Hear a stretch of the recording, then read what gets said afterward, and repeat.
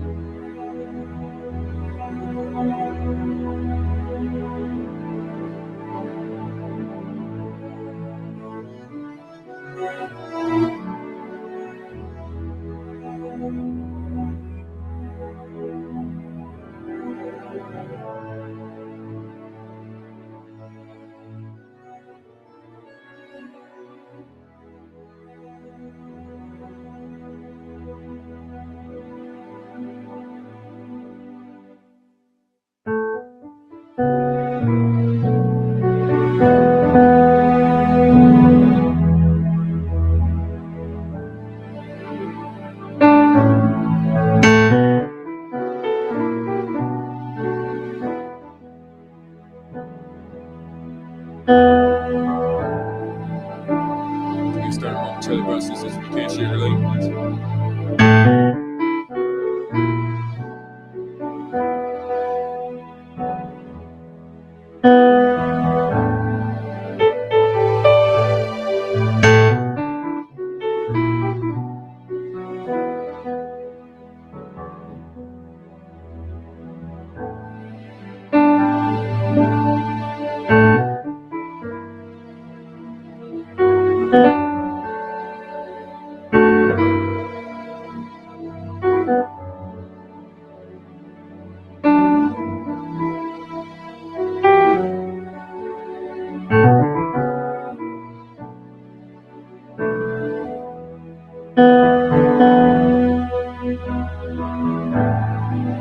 Get started in about 35 seconds, guys.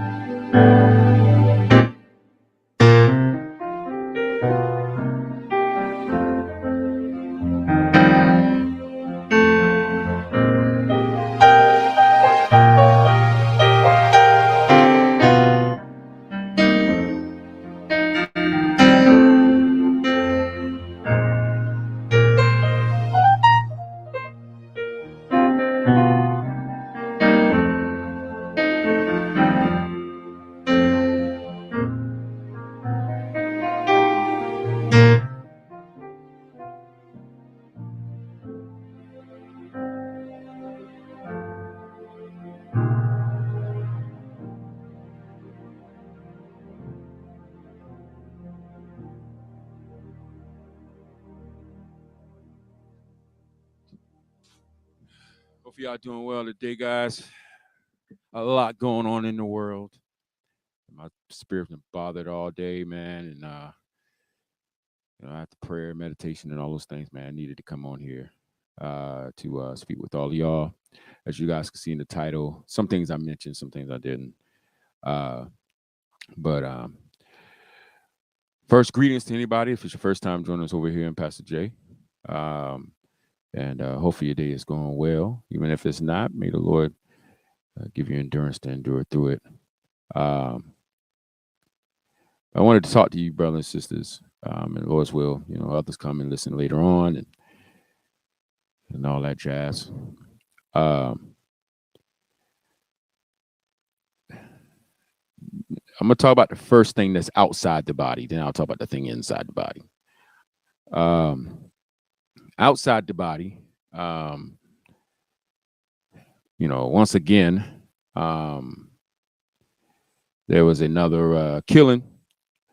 Of course, it becomes normal when you're hearing about multitudes of people being shot in Chicago, which did happen this past week, or the last 2 days. What's the day? The second? So like around Halloween. A lot of deaths around Halloween. You had the stampede that took place across seas. I think it was in Taiwan or somewhere like that. People worshiping the devil, doing their thing, and God's judgment comes upon them and crushes over 150 people. There was also a bridge. I forgot where it was at. It's like a bridge, whatever case is that, snapped and killed like, I think it was like 140 something people. That was like walking across it or whatever case is, across sea somewhere, or down to South America, one of those places. Of course, there's deaths in the world all the time. Yeah, South Korea. But here in Texas, Halloween night was the killing of rapper Takeoff from the Migos group. Now, some of y'all that I'll put it this way, that is fearing the Lord, and those of you that's fearing the Lord and never really knew about like the secular industry and things like that. And really, honestly, you didn't, even if you feared the Lord, you would have heard of these guys at some point. Because, as long as there's a TV around or radio station somewhere or some Christian hip hop guy, you'll hear about these people, sadly, in some cases. So anyway, summary wise, Migos is a secular rap group that raps about everything the Lord hates. And the reality of the situation is these brothers live ungodly lives, full of all manner of darkness and hatred towards their neighbor, whether it be towards women or other men. And when I say hatred towards women, I mean it's in terms of degrading them and, of course, having them immodestly dressed in the videos and all those different. That's what I mean by hate women. And other men, just the threatenings and things that go on in these rap lyrics. Musically speaking, you hear a lot of people say, "Oh man, these guys are talented." And here's the thing: whether somebody's righteous or unrighteous, if they have a talent, it's a talent. Sadly, they use it for corrupt purposes, but no different than a craftsman who carves out idols. That's still a talent to do something like that. Not everybody could do that, but they do it very craftily and very evilly. The same thing with people with music. A person has an ability to put words together and cadences and things like that you would think it's kind of easy to do, but it's not. It's hard, but for some people it just comes naturally. And so in that sense, yeah, talented, but there's no credit before God, their maker, for it, their use of it. But anyway, so there was a birthday party or something like that was going on Halloween night in Houston. And after the party was over with, people kind of lounged outside the area, the little third floor, outside the little bowling alley, or whatever. And there's varying reports. I mean, most people saying it was over a dice game. Some of the witnesses are saying that it wasn't really over a dice game. And really, at the end of the day, whether it was over a dice game or not a dice game, it really don't even matter. But, if it was over a dice game, if not a dice game, according to the video footage, there were at least some mentioning about basketball. Right? And so people talking trash to each other about that. So we at least know basketball came up in the conversation, that was going on that before the shooting started. So whether it be a dice game, basketball, whatever, it's still contention, rivalry, strife, and people think it's just a game. But anyway, so whatever it was, the Lord knows for sure, because the Lord was there present when all this took place. And the witnesses that were there, as the thing, as investigations continue on, it become more clear, hopefully, exactly what was going on before everything happened. Right now, they're trying to find out who killed them, but apparently it was multiple people shooting. So how they gonna find out which bullet killed them? I don't know. I don't know what they're gonna do. But this matters outside the body, right? So when people do evil outside the body, the scripture says God judges them. God judges those outside the body, meaning the church has no jurisdiction, the elders has no power, the pastors have no power to excommunicate, judge anybody that's outside the body that does evil, right? That live evil lives. But if this was a group of Christians, right? That was part of a community somewhere, and there's elders and stuff. And first of all, and they're already out for Halloween. That's already a reason to be like, yo, you know, let alone in contention and strife, okay, and then arguing about it for whatever reason, okay, and carrying weapons on you, guns and stuff, okay. Rolling with the wrong crowd. This is not a recipe of godliness that's going to come out of this. This is going to be the other stuff that the Apostle Paul talked about when he said, when you sow into the flesh, when you sow to the flesh, you reap from the flesh corruption. So far, you got all this sowing and reaping going on, and then an argument ensues, which arguments are strife and contention, and nothing godly ever comes from that. Which in this case, nothing godliness came from it. It just went into insults, and then there's a punch thrown, and then instead of punches being thrown back, there's gunshot, boom. Then of course there's gunshots back, boom, boom, boom. Whole crowd of people scattering around, and the rapper Takeoff, who ended up getting killed, wasn't even like the intended target. He was kind of like just kind of going away with the crowd, and got hit and died right there. Some other people got shot too, but at least the last time I saw it, the update or whatever, they don't know their condition, whether they, are dead or alive or whatever. But the reason why I got on here to talk about it, because it's not uncommon for rappers to get killed. They get killed all the time over some crazy, dumb stuff. But there's a thing that happens when they die. So you guys here when we described help me, Lord. Please. Is in the black community. I'm just speaking about black community right now. In the world of sports that I grew up in, there were written rules, like in the actual code book, like actual rules you couldn't do. You couldn't break to play the sport.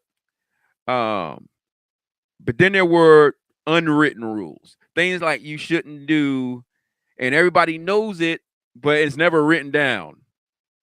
Nah, he wasn't a Christian rapper at all. Far from it. So now a lot of Christian rappers are fans of him, which is another topic, not too far away from what we're talking about, but it is another topic. Yeah.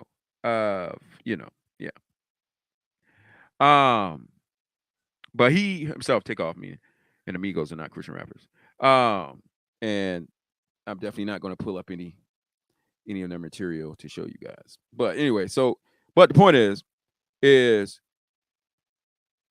in the world of sports and stuff like that, right? There are the written rules, and then there's the unwritten rules. One of the unwritten rules that everybody gets upset and want to fight you over, but it's never written down, so you're not technically doing nothing illegal, but people just don't like it. And that is, like in basketball, when the game's almost over and you're already blowing the team out, like everybody the other team gets offended and want to fight you if you was to like hurry up and like do a little layup and get an extra point. Like everybody gets up in arms, want to fight you and everything like that, right? And you be like, yo, we ain't do nothing technically wrong, because there's no rule that said like you play until the game ends. So if it's like 10 seconds left, we beat you by 48, but I want to make it 50, just to rub it in, which is already bad. And so I steal a ball from you while you like just dribbling it a little bit, and I steal it from you, hurt and do a layup. Now you're all upset, but the game was still technically going. So I didn't do anything illegal. That's why there's no penalty or foul or anything called. But everybody knows you don't do that, right? Like rub it in, right? Some sports got the mercy rule, right? If you beat them too bad. So in the black community, there's things like that. There's there's unwritten rules that technically isn't bad, and in a lot of cases are for your good, but the rule is like you don't do the thing that's good for you. And for one example is snitching or dry snitching. Dry snitching, when you're like telling, but you don't be very specific, but you kind of being specific, and the people who know what you're talking about know what you're talking about, but other people might not know what you're talking about. So we're like, yo, you dry snitching, bro. Even if what you're telling about or snitching about brings about justice, even if it brings about justice, meaning like if you saw somebody kill somebody in the hood or something like that, and you know who did it, and the detectives start walking around and they asking who did it. Now, you know, the mama's crying over there, the cousins are crying over there, everybody crying because the person got killed, right? It's their nephew or son or something like that. You saw who did it. You know he right over there. And then they'll ask you, yo, who did it? I ain't seen nothing. I ain't seen nothing. Now, to see people that be like this, they be the main ones call somebody a coon as soon as you go tell the white man what the black man did. So like when I have a conversation about I had a conversation on Berean's channel one time, and the topic of slavery came up, and Nat Turner revolts and stuff, and of course, you know, he did evil by that. That was evil. He lied to the people, and God proved that. So the question was asked to me, if I was there and had known he was planning to do the things he was doing, what I had like told the master. So I'm like, yeah, man, if they I mean, I ain't gonna knock on the door or nothing like that, you know. But if they ask me, I'm gonna tell the truth. I'm gonna be like, yo, it was him. Yeah, he is planning that. And everybody was like, oh man, you know, it was getting on me, bro. I'm sitting there, I'm like, what? They're getting on me because I would be a coon, and I'm telling on my people and all kind of stuff, and this is slavery, and we ain't supposed to be here, and therefore, you know, like I'm the bad man. If I say, yeah, man, they plan to revolt and they plan to murder you, your kids, baby, and a whole bunch of other people, they ain't even sell them.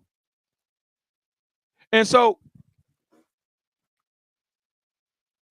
I'm the enemy for telling that plan, which would have then saved this person's life on that end, right? So, you know, somebody's planning to do evil, you know, it wasn't commanded by God to do this, and God proved that. So the person didn't technically do evil, but everybody be upset. But then on the other end, when a white person's not involved and it's just all black people, and you know exactly who did it, they're right there. They're right there on the porch. And all you got to do is say, he did it. That's all you got to do. And they'll go in there and they'll find the gun and their handprints. Then the person go to prison for the evil he's done. And the mama and the cousins and all these people that's upset over here that you're supposed to love, like they will have closure and all this other stuff. Like you're the key to the truth. And you know it. And then they ask you, did you see anything? You be like, I ain't saw nothing. And in a lot of black communities, you get respect for hiding the truth.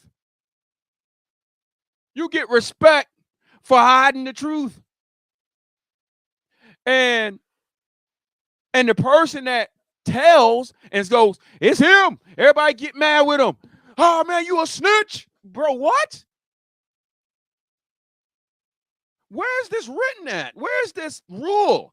Like, it's almost like there's a pamphlet that is downloaded into black hood people or people in bad communities. There's like this manual that's automatically downloaded when you're born that you just not supposed to tell on people. When you witness a killing or murder or somebody got robbed and you see the robber, you know who the robber is, but somebody asks you, you're obligated by black law to not tell. If you tell, you'll snitch, we're going to kill you. And so out of fear, people don't tell the truth even though they know it. And they go to their graves with it. And the family right over there that you're the key to help, you don't offer your help. And now they're left wondering all the time, now even suspicion around because they don't know who exactly did it and all this other stuff. Everybody's spreading their rumors. You know, as the saying goes, the street talk. right? Before the cops had any details, boy, the streets and Twitter, all that was lit up with details, right? So at one time, when it kind of started out, when Twitter and them was coming up, the cops and them, they didn't really take Twitter and Facebook that serious, but they finally caught on, and so now they use those things, and they use the songs too to help solve cases. But the point is, you know what took place. You're the key to help. But it's like you either told the details of pointed the person out, which would be snitching, or you know he over there. You don't want to say his name specifically. Like, yeah, I know who did it, man. See, it was just an argument, man. And man, it was this tall guy, man. I don't know his name, though you do. I don't know his name, but he was tall. He had on his black stocking hat on his head, and he had a little funny speech with a little toothpick on the side. And the cops just look around and be like, hey, he matched the description. They get him, and they find out it was him. And everybody be like, man, you was dry snitching, man.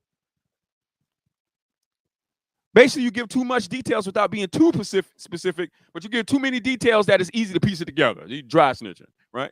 So, and you lose points, you lose credibility. People don't like you, and some people want to hurt you, and all you did was testify of what you've seen, which was the truth. It's like this automatic manual. That's like download it. And when you're young and stupid and don't love your neighbor as yourself, you want to be the cool person, accepted person. So, hey, bro, I ain't gonna snitch, bro. You good, bro? I ain't seen nothing. And so a lot of killings have gone unsolved because of that rule.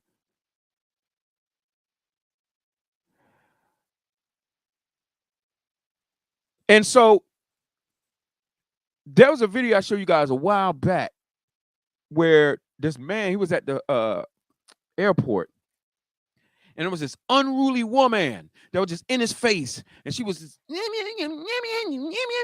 and nobody was seeing. All them people watching her being disrespectful and slapping the man and stuff. Nobody stepped in and did nothing. Then the man gets tired of her. He stands up and get ready to lay her tail out, which she deserved to get. Even though I ain't telling the man to do it, but she deserved it. They would have both did evil that day. But as soon as he stands up and get ready to go to light this lady up that been disrespecting him, slapping him, pushing on him, and all this other stuff, won't let him go around. Now all of a sudden, all the men jump up that been sitting there the whole time, and now they want to stand in front of the lady, stand in front of the man, and now they want to buck up like her protectors and be like, yeah, you ain't about to hit no lady, man. You ain't about to hit no lady, man. They do it to me. Do it to me. Acting like they some strong bodyguards or something, and they're the weakest men in the building. They should have showed all that manhood and authority when she was acting out of order and tell her how to sit down. That's what they should have did. Why am I bringing this up? What does it got to do with Takeoff? What does it got to do with anything right now? These are things that got to stop. But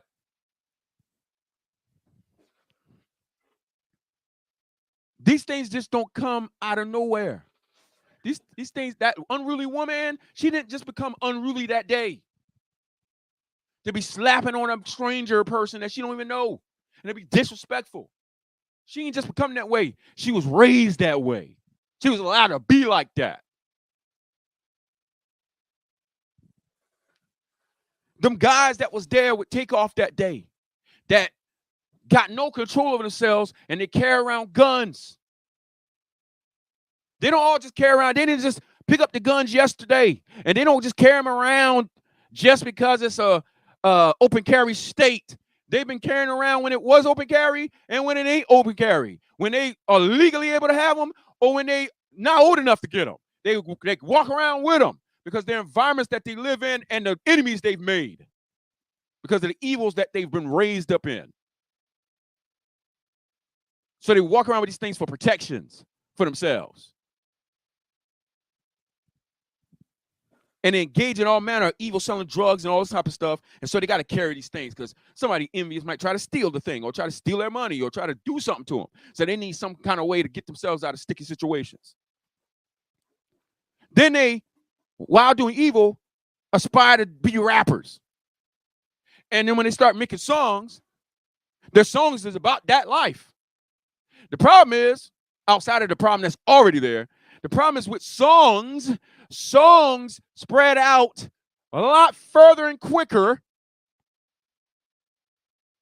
than you just living in the hood area that you live in, doing the stuff you know, and only the people from your hood, unless your hood got some large outreach in the city. But most of the time, when it comes to those people that live those kind of lives, for example, when it comes to the Migos, like the members of it, we had no clue who these guys was, even though they grew up in Atlanta.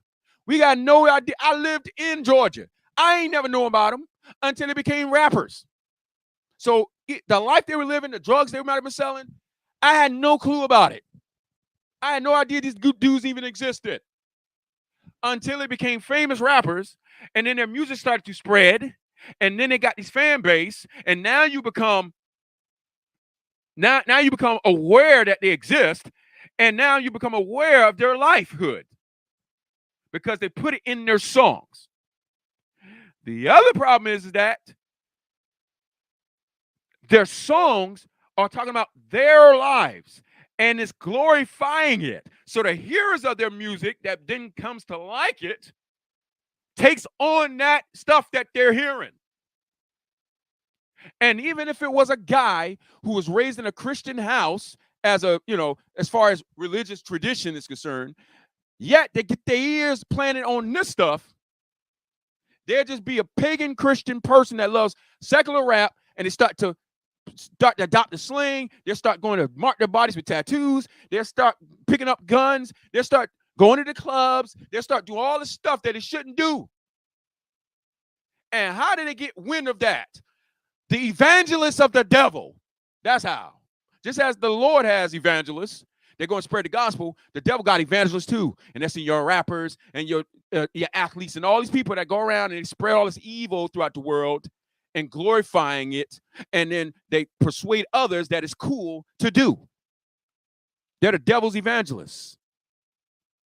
And the group of Migos was one of the devil's evangelists.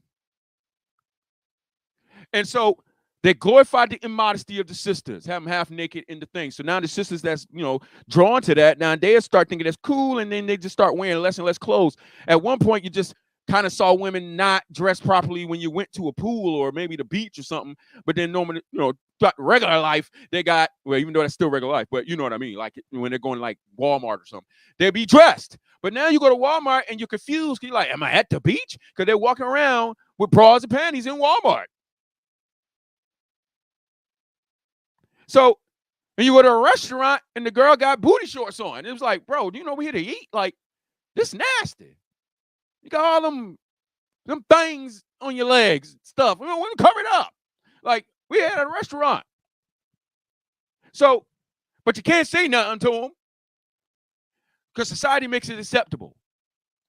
And as these messages spread throughout the world, whether it be through the lane of murder, drug use, banging all the girls, robbing somebody, whatever it is, contention and strife, whatever it is, revenge, taking revenge, I'm going to find you and I'm going to do something, whatever the message is, as it spreads throughout the world, and it don't spread, by the way, by itself. See, in order for words to spread, you need air. I'm talking in a literal sense. Like, in order to talk, there must be air to carry it. Air is the carrier of our words. If there was no air, you couldn't talk. And if there was no air, your words will never be heard by anybody.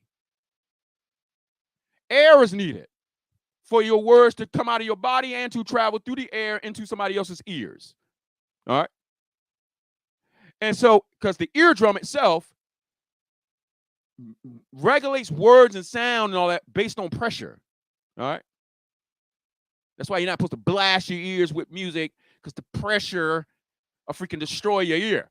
So, meaning this, The messages that these guys promote, these rappers and all of them promote, need carrier, and it's not just physical air. All right. The words of the Lord that came from heaven was delivered by angels, ministering spirits that are like the wind. Okay. Or likened to the wind in the scriptures. And so these rappers, just as there's good angels, there's evil angels. And as these rappers use their voices and use God's air through corrupt means and come up with corrupt words from their corrupt hearts, moved by the enemy, the devil, the wicked principalities and powers pushes them throughout the world to influence more people. And so the record labels, the marketing department, the BET, the MTV, the VH1, the radio stations, they're the physical vehicles that the principalities make use of to carry them evil words throughout the world. And they pay a lot of money to get it promoted so that they, for the love of money, can make money. They serve the devil in exchange for finances, which will dictate your status in life and how much power you got and all the other stuff. So they serve the devil, and in return, the devil gives them riches. All right? And so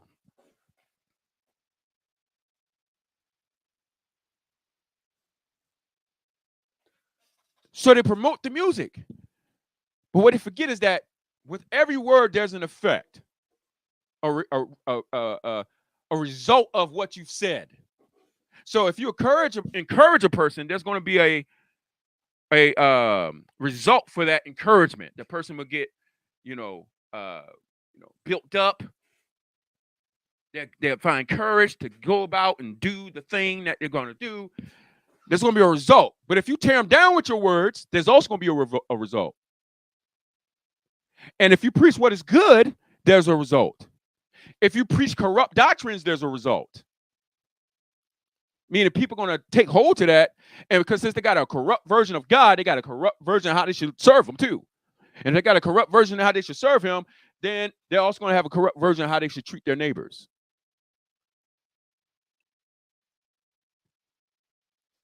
So the record labels sign these guys. They send out A&Rs. They send out A&Rs to the clubs, to the events, who sits in there and scout. They listen to all the performers. They're looking at them. Oh, stage presence. Yeah, man, she got a nice voice, but man, she ain't got no stage presence, man. Or this person, he's just diamond in the rough, man. I see something in him. He ain't afraid to perform in front of a big, large group of people. He got a nice voice, got a nice look to him. We could do this and that with him, and we could put a package out. So they'll sign that person, put them under artist development, like the way they would do it in the, back in the day when I was coming up. Now they're kind of looking for you to be already kind of be polished already. So you kind of like got to do your own artist development, or just kind of have that it thing without training. So, but they sit out there in the crowds and they listen to them, and they go to the club. Now in the club, the focus of the club and the point of the club isn't to glorify God and see how many people you move to tears to worship the Lord. That's not the point when the A&R goes to the club. The A&R goes to the club because the club is the wild party. It's the reveling. All right. It's where the immodest girls are. And so you're trying to see how they react. Does this song make them get up, dance, make the girls twerk, does it do that? What it do? Or every time your music come on, everybody stands against the wall and don't move. So they're there to see, all right, this person performing, what's the crowd reaction? If this crowd is going crazy for him, if we put some market behind and stuff like that, man, we'll get more clubs. We'll get more people jumping, more money. So they go there and watch the environment. Okay. Now the rappers on stage sing. It don't matter what they singing about. They ain't singing about the Lord. So don't worry about somebody singing about the Lord there. But it don't matter what kind of evil they're singing about. The devil don't care about that when he sends some A&Rs there. It don't matter what you sing about. You can sing about murdering a person, getting revenge, robbing somebody last night. You could talk about Percocets and crack. You could talk about what you cooked up yesterday and sold. You could talk about all the men's wives you defiled. It don't matter what you sing about. You can sing it or rap it. It don't matter. If they walk up in there and the crowd is reacting to what you're saying, they listen to the beat, and it feel good, and you up there, it don't matter what you're singing about. So they go in there and they're like, man, they're going crazy. Dude on the stage, I cooked it up last night, poke it to the, they doing all that kind of stuff. Ain't making no sense. But everybody's like, all the girls are twerking, and everybody's doing their thing, and the club is jumping. So Aaron, I go, yo, who's his manager? Who's his manager? You got a manager? Yeah, man, let me get him. Call him into the meeting. Yo, man, look, bro, you had it crazy last night, bro. We want to sign this. Now, and so they bring these contracts in front of the artists. Majority of these artists in the club singing this crazy stuff about crack and stuff like that, living in impoverished conditions. All right? They live in impoverished conditions. And so they do evil to sustain their lives, I guess. So, which is not really sustaining their life. They're killing themselves and others. But they don't think about that because they're selfish. They only think about themselves. So, pull them into the office, give them a jacked up contract. Now, the reason why people call it jacked up is because, well, the artist makes like, pin on some contracts. I'll give an example like with Spotify and YouTube, though you do sign a contract technically when you release the music. But the point is that so for example, with a live stream, if I was to put a song out right now, all right, online, YouTube, iTunes, everybody's like, when can I stream it? All right, when you go and stream it, I put out a song that I could have spent 4 years making. But once I put it online, all right, and let's say I charge $1.29 for a WAV file. That's if you're buying it, download-wise. But if you're streaming, even if you bought it at $1.29, unless I'm independent and get 100% of the funds back, and even then, if I'm getting paid through PayPal, they take a cut. So I don't get the whole $1.29 for the 4-year project that I worked on. And then if it's Spotify, I get paid even less because they don't pay me $1.29 per time a person listens. Instead, I get 0.0001 to the dollar or to the cent, not to the dollar, to the cent. So in order for me to make, let's say, $1,000, unlike back in the day where you could have sold 1,000 CDs at $1, or you could have sold 10 CDs at $100, or you could have sold 100 CDs at $10 and make $1,000 real fast. For you to make $1,000 from streaming, you got to have like 1 million streams. All right? Because you're only getting 0.000 something percent to the cent. All right? So this is why people are like, man, these contracts suck because they put in all these just hours and all this stuff to get paid small amount in return. But in return for that small amount, they either get a huge advance, all right, which is recoupable by the label, and you got to pay everybody. You got to pay the mixers, got to pay the producers out from that advance. Then, so you don't get no more money until that's recouped. So then, and I ain't going to all the little twists and turns in the contracts. I'm just leaving it real simple right now, all right? So, but the point is that in return for that small amount of money, you get allowed, as far as what you get paid, the amount of money that the contract might be worth, meaning what they're giving you, is going to take care of marketing way beyond what you would have been able to do by yourself in most artists' case. All right. Which will put you in front of more people, which will give you more shows, which will speed up, hopefully, the process, if enough people like you, the process of you paying back this advance so you can start getting your money, or whatever the case is.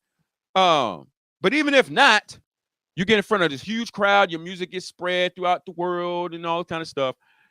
And your message in your songs goes further out faster than, you just kind of doing your local thing. And a lot of artists, especially if they come from impoverished conditions, look at that $300,000 advance check that they might get in the front end, even though they get paid garbage during the contract. But hey, $300,000 more than the $10 or $100 that I had yesterday in my account. And my mama working 3 jobs or 2 jobs. My daddy ain't around. I'm in the hood. So, hey, man, let me get this money. So they're signing the contracts and they go into these deals. And their messages spread throughout the world. Here's the problem. Here's the problem. Because remember, out of all the stuff that you see, this comes down to a very simple thing, meaning life itself. Either obeying God or disobeying God. All this other stuff, sport arenas and radio stations and shows and sports and all that's physical things that exist under the sun, but everything comes down to obeying God or disobeying God. And either in all the things you do, you're either going to obey God, meaning keep his commandments, or you're going to disobey God. Because at the end of the day, life and death is in obeying God or disobeying God. Not whether you was a great singer, great rapper, did have many talents. None of that matters. How smart you was intellectually, none of that matters. What it all comes down to is whether you obey God or disobey God. That's it. So, and that's what God is going to judge every man on. He's not going to give anybody points because while they were alive, they came up with the invention of the toilet, and it made it easier for men to cover up their waist. Oh man, you know what? You was a great carpenter, and you built ginormous monuments and castles. The Lord ain't gonna be sitting. The Lord is not impressed by men's works of inventions and stuff like that. He's not impressed. He's not going, wow, this is awesome. And you become his favorite author or his favorite singer or his favorite architect. The Lord don't got no favorites. He's not blown away like men are.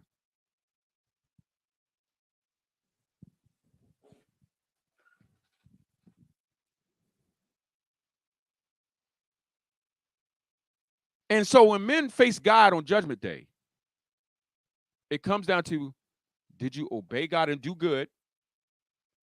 Or did you disobey God and do evil? That's it. So down on earth where, men and the devil and all this other stuff goes on, they sign these contracts and their messages go out throughout the world. The problem is the men that are singing these messages are spreading wickedness throughout the world. Now, the people who love them and love their wickedness keep telling y'all things like, oh, he was humble. He wouldn't bother nobody. He's the most humble person I ever met. This super humble person that wouldn't hurt nobody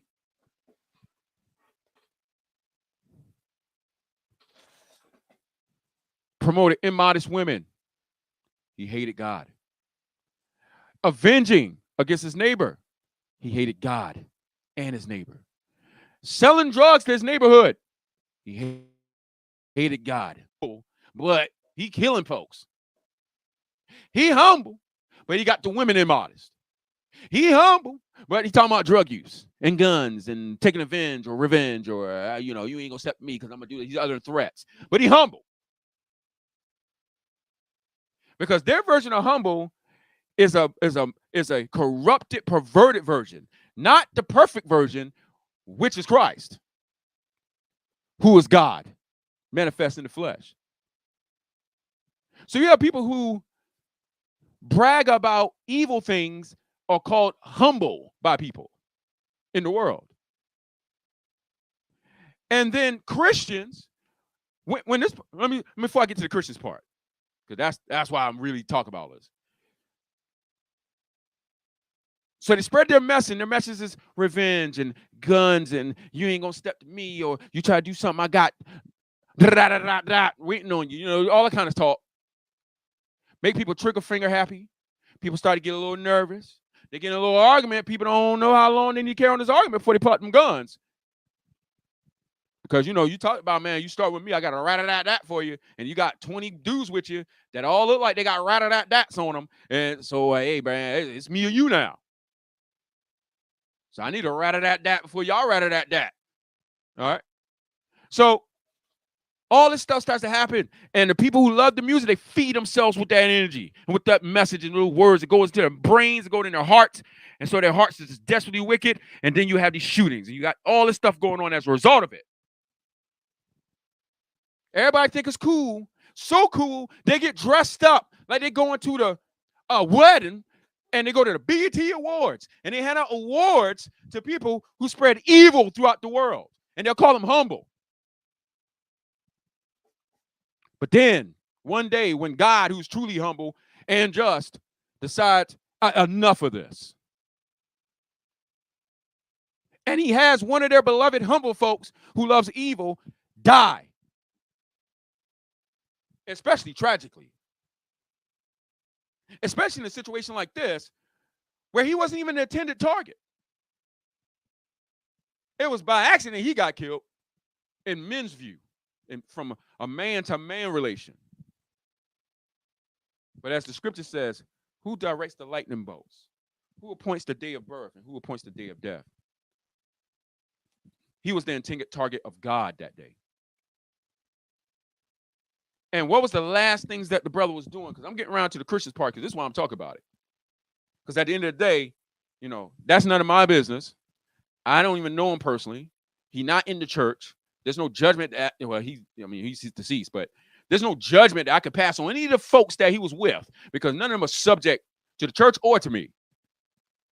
So this is literally what the apostle said when he said, what business is it of mine to judge those outside the body? God judges those outside the body, but you judge among yourselves.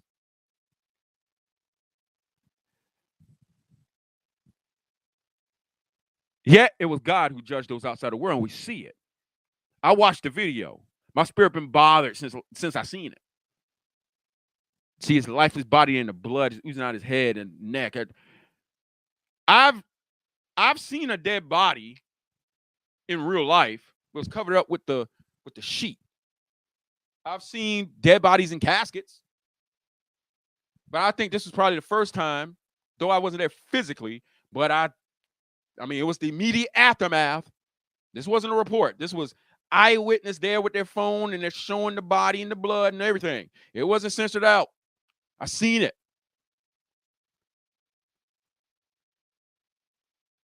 So I know what kind of traumatization that can be for somebody who's first seeing that. But then, if they keep seeing that, how desensitized they can become to it, to where it don't even bother them no more to see that. It bothered me. It bothered me. Even though he was outside the body stuff, it still bothered me, and it was evil that took place. Nothing but evil that whole time. But in the church, among Christians, you know something that they don't know, meaning the people out in the world. Something they don't believe and they don't hold to, because their lives show they don't. But you do. And that is, you know that if you die in your sins, you know what's coming. You know what's next. If you perish in your sins, it is appointed men once to die, and then the judgment.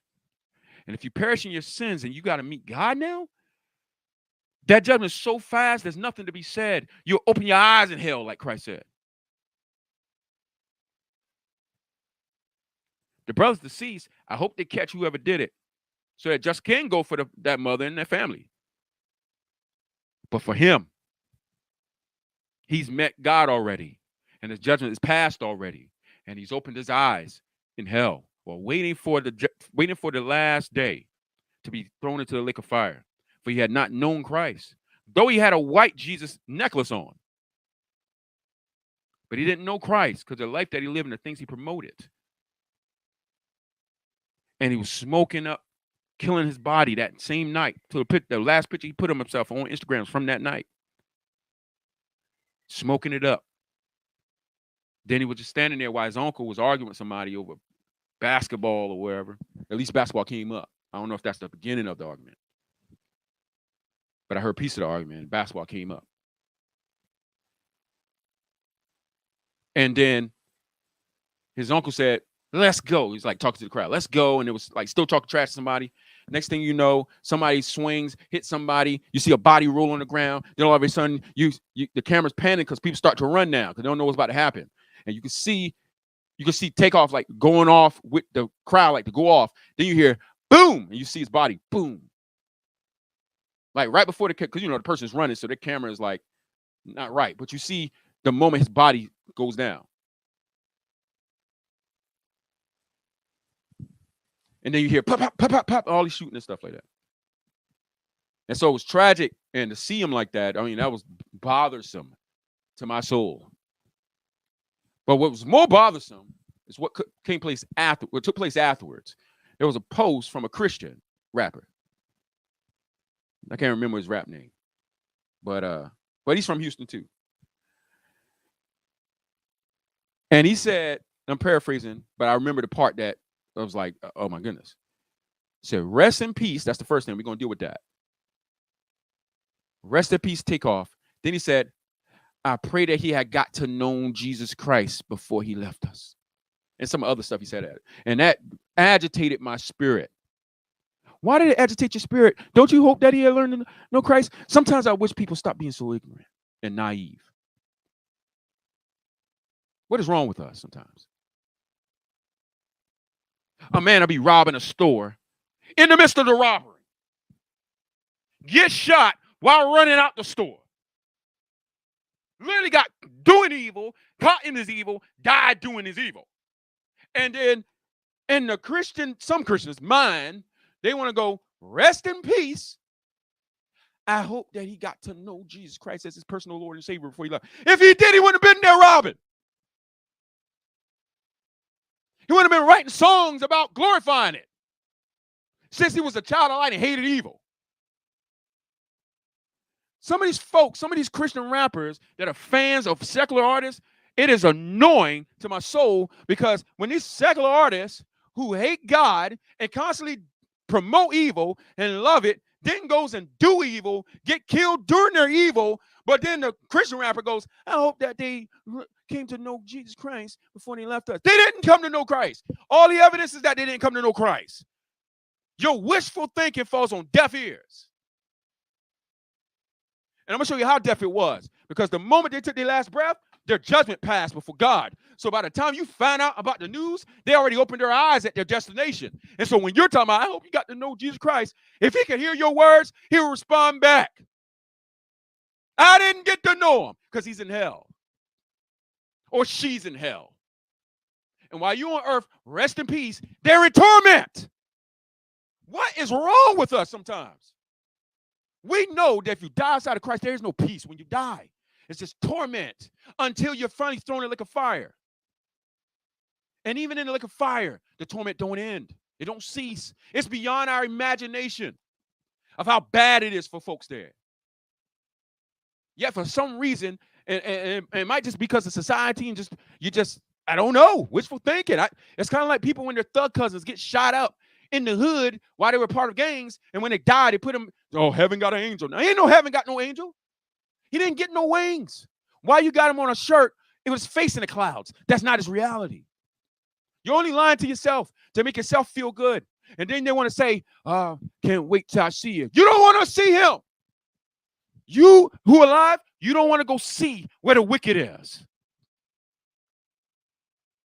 I know you want to be like he was the humble cousin.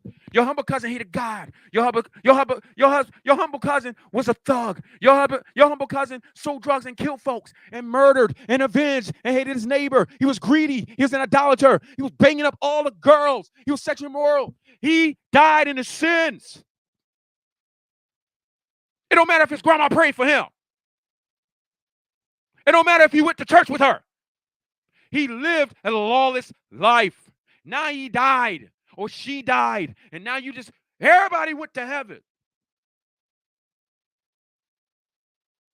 If you took a poll and asked people where they think their relatives went at, what is the percentage of people that would say they went to heaven? God laughs at men's polls. If he took a poll for every time somebody said where a person went at after the judgment, I can imagine God laughing. Stop making God laugh with your foolishness. Tell the truth. Or don't say nothing. So the Christian rapper goes, I hope he got to know Jesus Christ before he left us. He didn't get to. That's the sad reality of the situation. That's what makes it even worse. That he didn't get to know. And I can't say he didn't get a chance, for he had a fake Jesus statue on his neck. So he heard the message somewhere. Just like all them other rappers. Just like Cardi B. She says she's a Christian, got a relationship with Jesus. She went on a whole Instagram rant about that. Like 2 years ago. But look at what she promotes. Look how she dressed. Look how she carries herself. Look at what she does.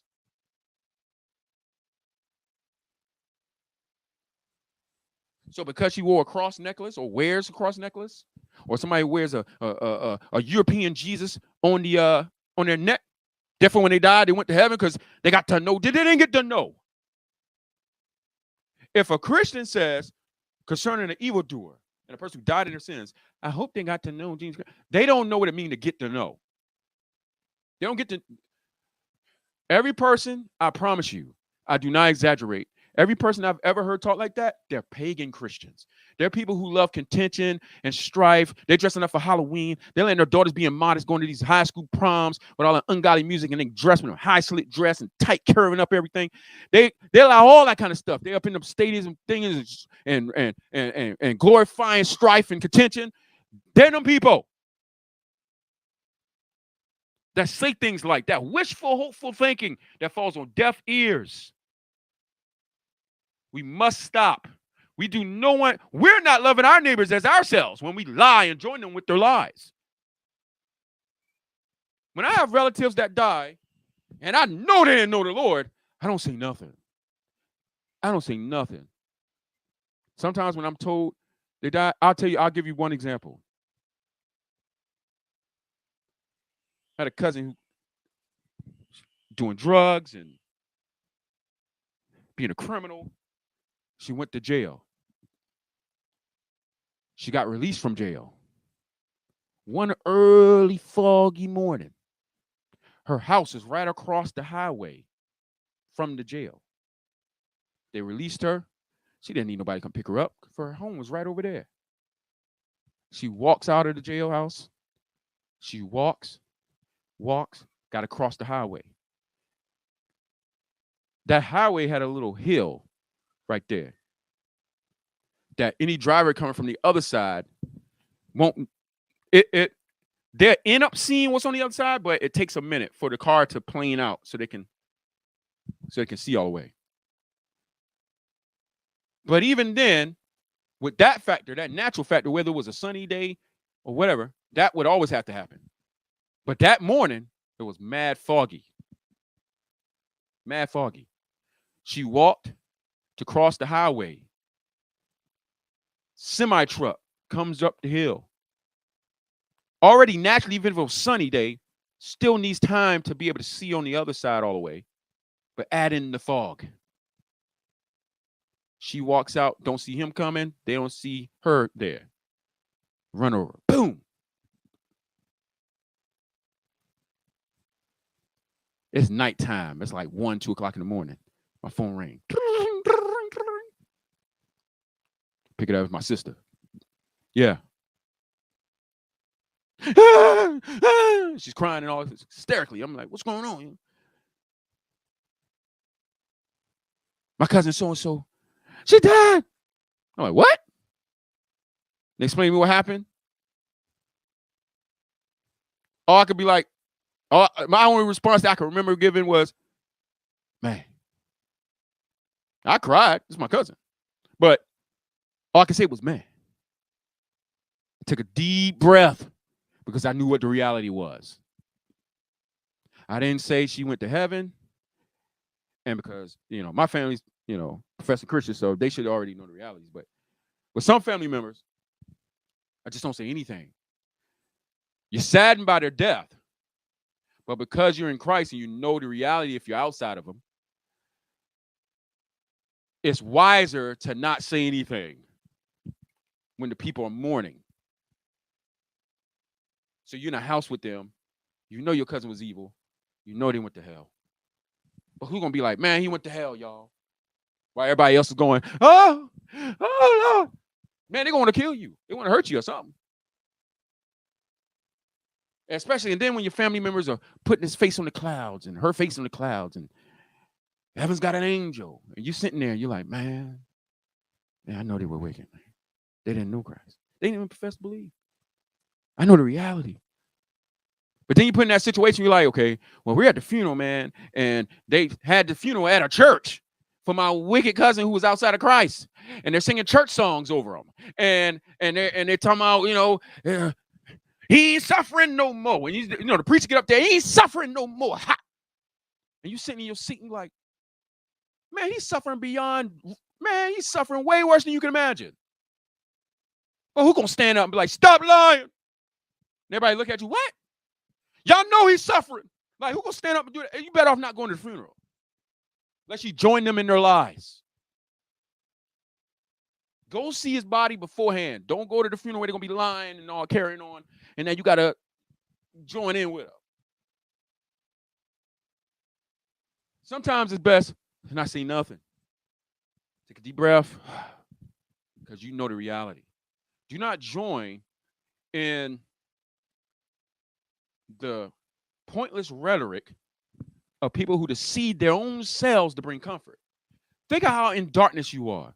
You get comforted by the truth and by encouragement. But if somebody encourages you with lies and you find comfort in the lies, how corrupt is that? That's super corrupt. That you find that's the same thing Israel did before God sent them in all that calamity. They told the prophets, don't tell us the truth.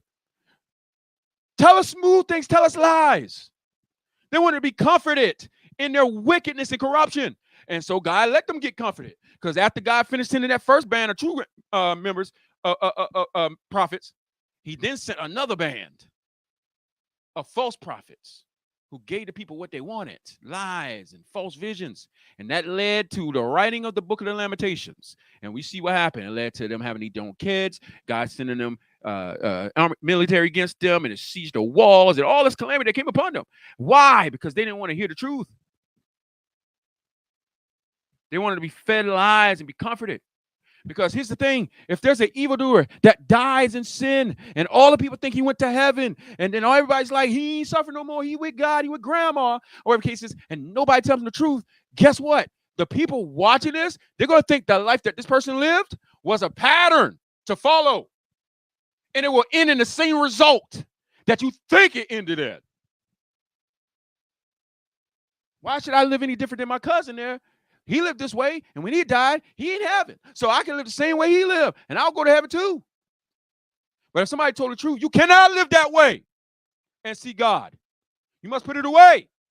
And if a person dies in a sin, you tell the truth, he perished in his sins doing evil. God judged them. Then the people who hear your words, even though they might not like it, and it make most people mad at you, yet they'll know you cannot follow that example and expect to get the results everybody telling you you're going to get. They're lying to you.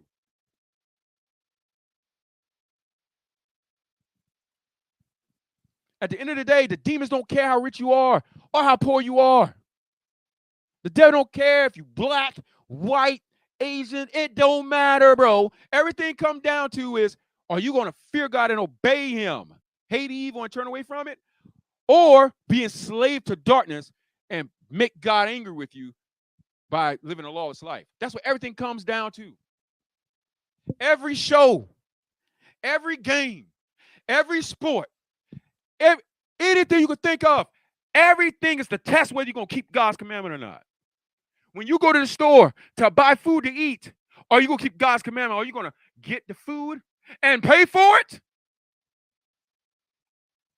Or are you going to steal it? Or are you going to not scan a certain thing because you ain't got enough money technically for it, but you know it's Walmart. Nobody really going to check your wagon like that. Or are you going to just, scan most stuff and leave kind of little things on the side and steal? What about the person that's ringing out your stuff? The person give you a $30 bill. Are you going to give them back their just balance? Or are you going to keep some for yourself? Everything is whether or not you're going to keep God's commandment or not. When you go to the gun shop, are you getting a gun to help you with hunting, getting meat for people so they can live, and you're gonna get some meat, some of your neighbors, something like that. Or you getting a gun because you smoking, you doing crack or something like that, and you need some rat-a-dat on your side so you can, take out some ops. You buying a knife, is it to fillet? Are you buying a knife to fillet your fish? Is that why you buying a knife? Or you got a knife because you want to go stab up your ex-girlfriend? Why are you buying it? Keeping God's commandment or breaking them? Everything. Oh, it's your beloved sport. Oh, it's your beloved sport. You got talent. You're fast. You're strong. Are you going to beat down your neighbor for your own glory? Or build him up? Are you going to use your feet to kick him in the shin? Or in his face? Or her face? Or what? Everything. It don't matter what it is. Video game? Oh, I'm just playing a game. What does it teach you? What are you even doing? You playing GTA today? Yeah, man, it's my favorite game. All right, what is it doing? So you cut it on. I know I don't do the same little opening thing when you push PlayStation, but back in the day, you had to, when you put the Sega on, you'd be like, Sega. And then when you do the PlayStation, it did that little sound, you could, this guy still kind of make that sound. When somebody turn on a PlayStation, all right? And so you put GTA on and it got the Immodest Women little poster thing going on while you're waiting for it to load up. You're just waiting. You're not even looking at the thug guy with the gun in his hand with the pit bulls. You're not even looking at that. You're not looking at the beach lady with a breast. It's just a game. You're just ignoring that. Then when it opens up with the opening scene, you're at a bank and they're robbing it. And then the little camera pans in, the first person view, and they're like, all right, point the gun at the guard. And you just start doing it. Are you going to keep God's commandment or not? Are you going to keep God's commandment or not? That's what everything comes down to. Everything's to test men, to see who they will serve in every aspect of life. How you eat, when you eat. Are you eating your meat in faith or not in faith? Are you giving thanks or not giving thanks? Are you defiling your brother's conscience by your meats or not? Or are you becoming weak and putting it away out of love for him? Your dress, your clothes. I know you love the color black, but are you going to wear the black revealing dress because you're trying to be sexy before everybody? Are you doing that? I know you want to be healthy, so you want to work out. Yeah, so you put the little, booty spandex on, go to the pagan gym, stand in front of the mirror and just do all this all day while all the men in the back and some women in the back doing the same thing. You want to be seen. You ain't bothered. If somebody ever came to you and tried to hit on you, even though you're there half naked, or totally naked, but as soon as somebody come up there, all of a sudden you want to act like you're a pure virgin. How dare you defile my body? No. Everything is to test men in every aspect of life. Whether you're going to obey God or not obey God. You got the talent to sing. You got a beautiful voice. R. Kelly. Are you going to please God and honor God with that voice? Or dishonor God with that voice? R. Kelly chose to dishonor the Lord with that voice. Yeah, every once in a while he wrote a gospel song, but it was through hypocrisy because he didn't live none of that. But he dishonored God with his voice. And so you got, I don't see nothing wrong with bump and grind and all other stuff that people love. A lot of black people love. A lot of black Christians love. So he dishonored God with his voice. And that's the life he lived because that's what he was doing behind the scenes too. Now you see where he at. So everything. You can rap. There ain't nothing but a fast version of poetry. You got a guy that can make some music. Hey, combine it together. You got a message. I got music. Let's marry the two and let others hear it for their enjoyment, encouragement, whatever. It's got a mission for it. But if I'm going,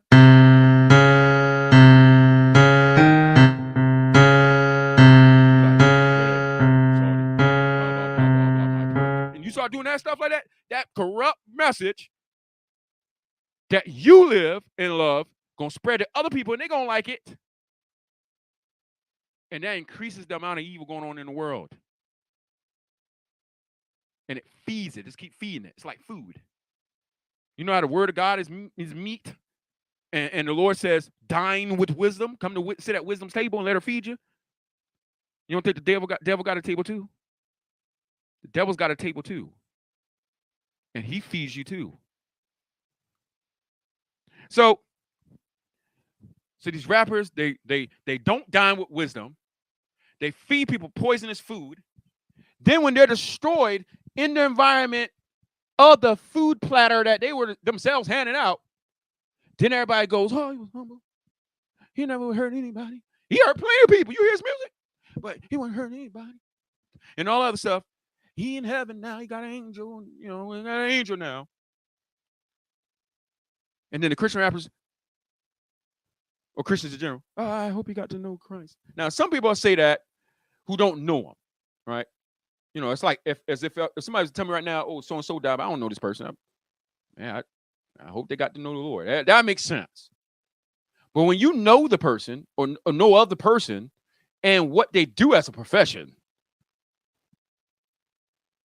and then you find out what happened and that they died in their sins, like not believing on Christ and not living a godly life, you know the reality. So why would you waste your words? We got to stop doing that. It's better not to say nothing than lie. All right?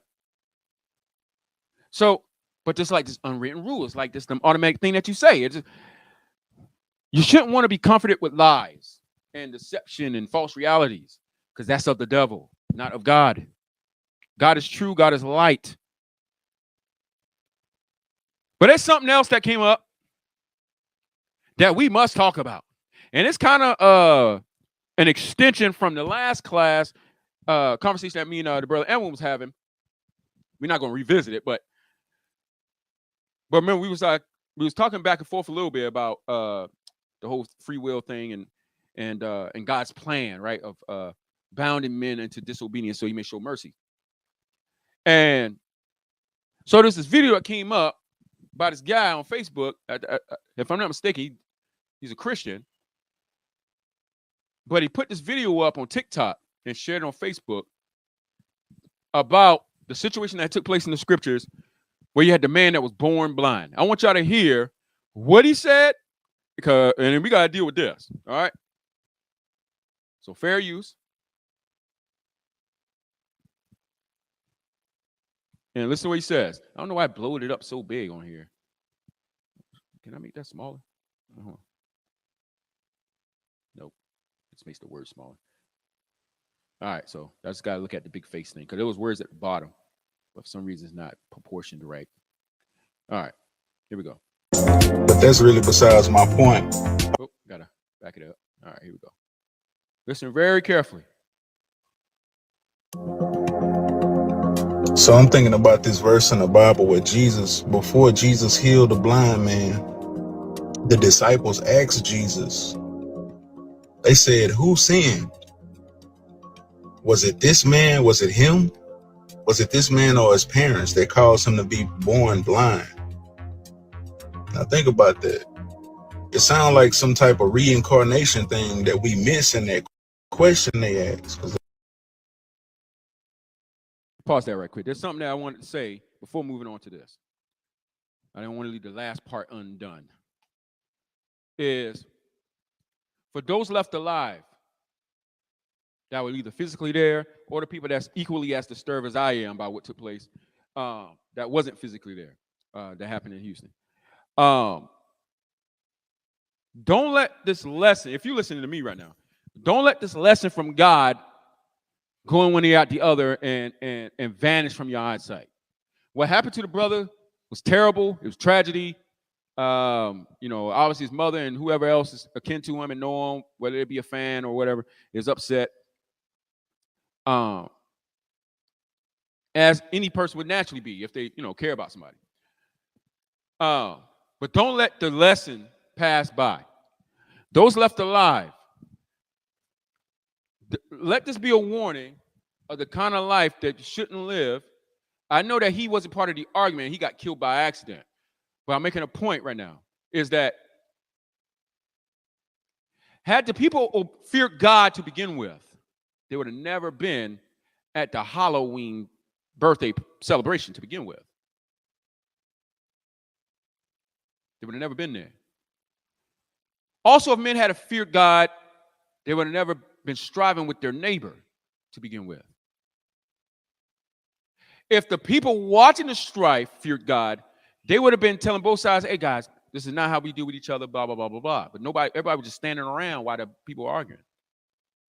And it was only until punches were thrown that anybody started to run. Then it was too late. The scenario, the environment, outside of there being, gangsters and thugs and, everybody else out there with the rat-a-tat-tats, you also had immodest women. Like when they show the clips on the news, especially, they got to blur out a lot of the females because the way they were dressed in the little costumes, the butt cheeks all out and everything. It was just all ungodliness in that whole entire environment. Now, people are arguing whether it was over a dice game or not, but if it was a dice game, all right, which is gambling, all right, what do you expect to get out of that? But flesh reactions, especially when you add in the talking trash and all that insulting and stuff. So, because of what? People's competitive natures, the competitive spirits, which is brewed from envy and jealousy. So, had men feared God, that environment wouldn't have been there to begin with. And then we would have never been talking about this brother being killed in such a way or in a certain place. People get killed walking down the street by accident. Somebody's being foolish, coming out the car, want to shoot somebody and end up hitting somebody else. Those things happen too. All right. But those type of situations are the person that got killed has no control over that. They didn't even know what was coming because they weren't in an environment that would naturally foster that kind of response. But when you're standing around the crowd or when, like in school, when people be beefing in the cafeteria or in the hallway, everybody runs to it. Nobody says stop. Everybody just runs in circles to watch. They're spectators. And you got to understand that those who run to something and are spectating and not being peacemakers, but instead just spectating, being entertained, they're just as evil as the people arguing physically. It's like the people who go to MMA fights. They don't get in the ring. They ain't beating people up. They're just in the crowd cheering it on. They're equally as guilty. And if the person who got beat up dies, even though their hands physically didn't kill him, yet they cheered on the guy who did kill him. They rooted him on. They punch him, get him. And then he punched him. Boom, knocked the man out. Oh, man brain swells. And then he dies. You're joined to the murder of this man or the killing of this man, just as the boxer is. Through your associating with the evil and commending those that do it. Don't let this lesson pass by to fear God. Come away from evil.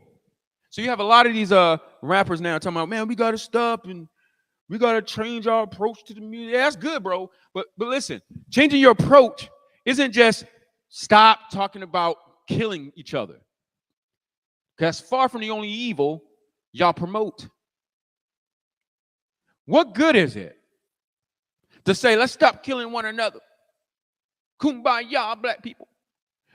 But you still promote sex morality and immodest dressed women and things like that leads to lust of the flesh. And if a man don't have self-control, it leads to her rape. And if it leads to her rape, her cousin or her brother or her husband or whoever or her may get vengeance in her heart and then kill the person who did that. It's more than just killing one another. Also about the degrading of the women, the glorifying of drugs, the selling of drugs. Matter of fact, you wouldn't glorify something if you didn't do it, if you hated it. So trying to reform partly the rap culture ain't gonna do nothing for the black community. It's gonna be a revolving circle. You know why? Because back in the day, there was gangster rap. Remember that? It was gangster rap. NWA and all that, Bump the Police, and they were talking about the same killings and stuff like that. Then all of a sudden, there was the conscious rap. They didn't focus on killing each other. Matter of fact, they was like speaking out against it. We the black people, Queen Latifah and all of them came out. Remember that? Yeah, we got to change up the message. Generations go by. Then you get that kind of bubblegum rap. You create that Soulja Boy, right? But y'all still in the club, still sex morality, same all these things going on. Oh, in my white tee. Oh, Air Force Ones with Nelly. Remember that? And people became so envious and greedy about the shoes. If somebody stepped on it in the club, there was a fight. Then it wasn't about shooting somebody. It was about using your fist to fight. Knock if you buck. Knock if you buck. Remember that in Atlanta? As soon as that song came on, you already know. When Mob, what was it? Mob Crime or Crime Mob? Yeah, Crime Mob. When they came on, clear the room. There's going to be a fight. That song was the automatic fight song. Then eventually, all of a sudden you start getting that, Percocet, and the drugs came back. And came back. And now all the artists are talking about sexual morality or killing and drug use. It's the same revolving door. You know why? Because you're trying to reform things one little thing at a time. You got to put it all away. And you're only going to put it away if you hate it. And you're only going to hate it if you come to know God and come to know Christ. So they can talk about now, everybody's talking about, we got to stop it, man. It's another one of us going too soon. And it's going to be that same talk. And everybody's going to keep talking about it. And they might stop for a little while talking about guns and stuff like that. But it ain't going to stop that sexual morality. It ain't going to close some clubs down. It ain't going to close none of that down. All the other evil going on that leads to the killings and stuff like that. But let's just stop talking about the killing in the song. Just like how they're fighting the DA in Atlanta and the law, because these guys who live evil lives and done evil stuff who get on songs and want to brag about it, they don't want the law to use their songs as evidence against them in their cases. They feel like that's unjust for them to use their songs against them when they in them songs bragging about how they did a certain crime that the people are trying to solve.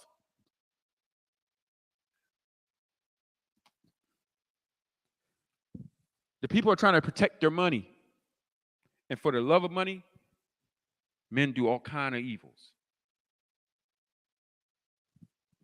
So this is why we preach the gospel, and though it may, bother some people and things like that, at the end of the day, you only got one life, which is why we get into this video right here. All right? You only got one life. One.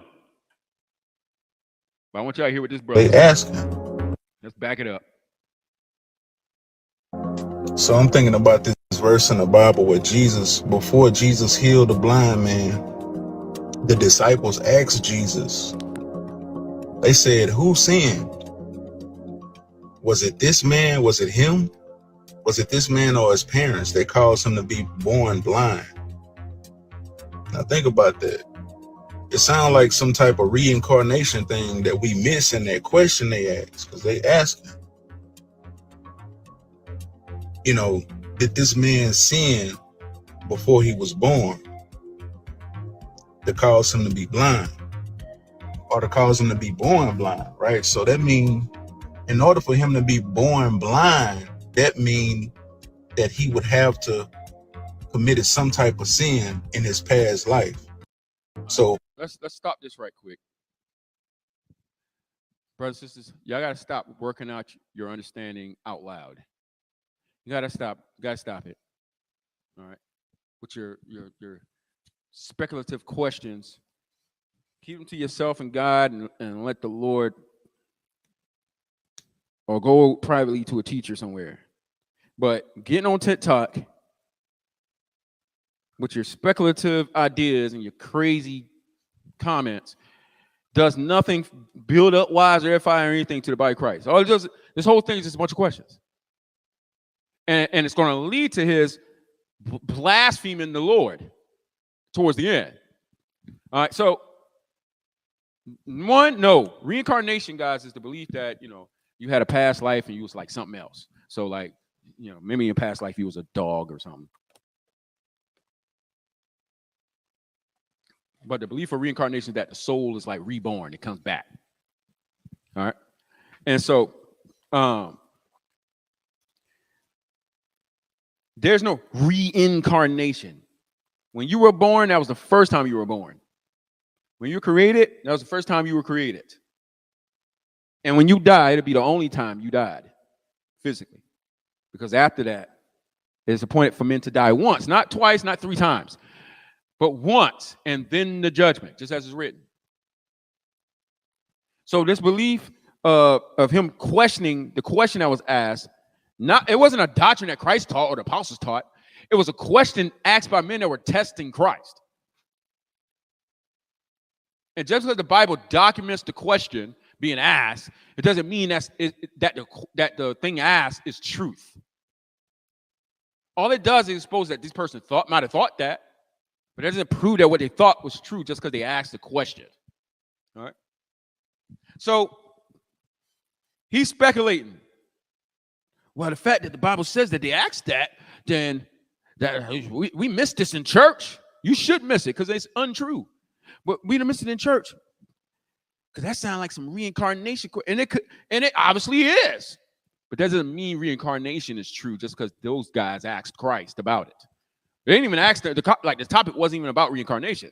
But their idea, they might have believed there was some reincarnation something when they asked the question, who sinned, the man or his parents? But let's go back and look at what the guy even asked, all right? Let's put this up on the screen right quick. And this is in the book of John, chapter 9.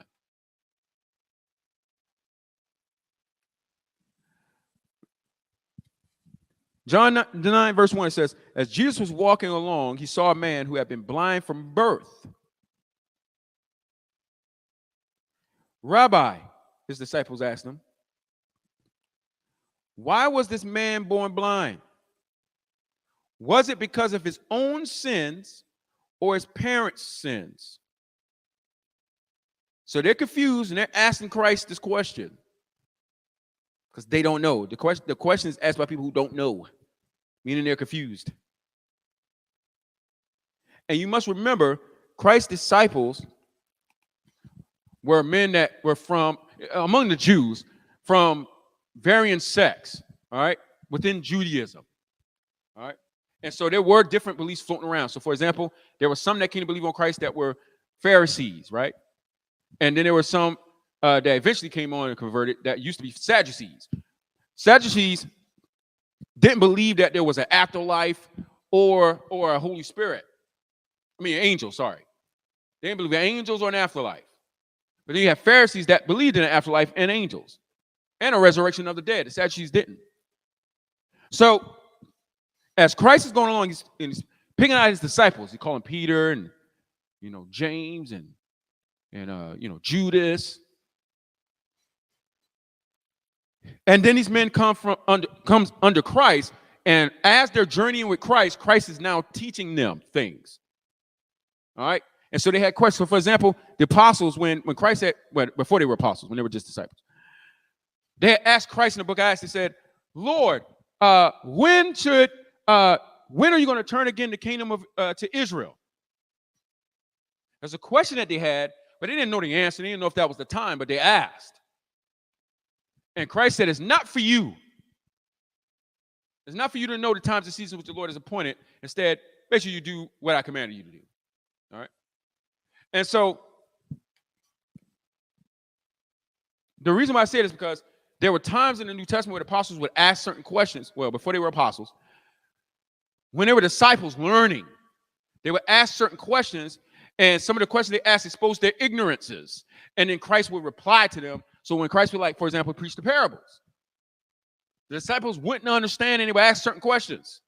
And Christ said, you still don't understand? It's not what goes into your mouth to defile a man. That's what Christ. So we see, or even with the situation with the swords in the book of Luke, where Christ said, before you went out, you didn't have a cloak, you didn't take a purse, you didn't have these things, but now, get a cloak, now take your purse and then Christ mentioned about a sword. And the disciples saw two swords physically. They said, "Here, Lord, here we found two swords." Christ said, "That's enough." And some people stop reading. They're like, "See, there's nothing wrong with open carrying and things like that." They talk about that. There's nothing wrong with self-defense because even Christ said, "Get a sword," and they see that Christ said it's enough. That was his time to tell them, "No, that's not what I meant." They always love to do that. But if you keep reading a couple of more verses down, this is the same two swords that came up later on when they were in the garden, and the priests and the servants came to take Christ. And the sword that Peter used to slice off the man's ear was one of the swords Christ had previously said, "That's enough." And when he used it, Christ turned to Peter and said, enough of this. Put your sword back in your sheath. He that live by the sword shall die by it. And he healed the man's ear. Then the apostles understood what Christ meant when he talked about the swords. Not that they were going to literally be fighting and they got to do self-defense courses and slice people if they come after them. That's not what he was talking about. He was telling them, before when you went out to preach, you had protection. You weren't under persecution and life on the line when you went out before without a cloak and without shoes, without extra clothes and without anything. But now, your life is going to be on the line. You're going to be constantly on the verge of death. The apostle didn't understand that first. Peter was quick to use the sword. He was a feisty man. Paul, full of zeal. He was having people killed. But when they came to know Christ, what did they teach the church? They didn't teach them, get 2 swords. That's enough. That's not what they taught. They said, our weapons are not carnal. We do not wage war as humans do. They understood Christ's teaching now. But when they were disciples that had some ignorance to them, we have Christ instructing them. And a lot of times they would ask questions in the Bible. The Bible documents their questions in a time where they were ignorant about what Christ was talking about. All right? So when the disciples asked, who sinned? Oh, why was this man born blind? Was it because of his own sins that he was born blind? Or his parents' sins that he was born blind? Now the brother's saying, oh, he's speculating. Oh, that question, we missed it in church. That sounds like some reincarnation thing. It could, but it didn't come up. So you're just speculating. Because there's another side to why they could ask that question too. Because the Lord God, who knows all things, as the Jews already believed, because David spoke about it. All the days appointed me were written in your book before one day came about. So the Lord knows all the sins a man would ever commit in his life before the man's born. So when these disciples asked, why was he born blind? Was it because of his own sins? Remember, men sinned in the garden before any of us were born. So if God looked at the sins in the garden and placed it upon this man, and therefore he's born blind, or the Lord who knows all the sins the man would ever commit, and the Lord said, you know what? I'm going to make him born blind. Either way, whether it was because of some sin in the garden or sin in his life, and even if they thought there was a past life, even if they thought that,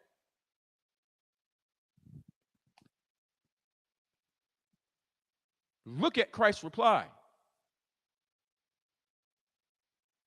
And also take into account the other scriptures. If there was some past life, which would have meant the man died already before, one time before, and now he's back again. So this time when he dies in this life, that's 2 times he's died already.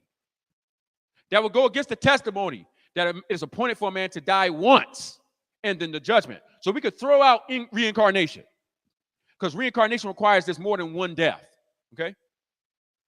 It requires more than one death. So we can get rid of reincarnation. So there's some other reason why they thought this. And even if they thought that, that wasn't the truth that they thought. It was a foolish idea.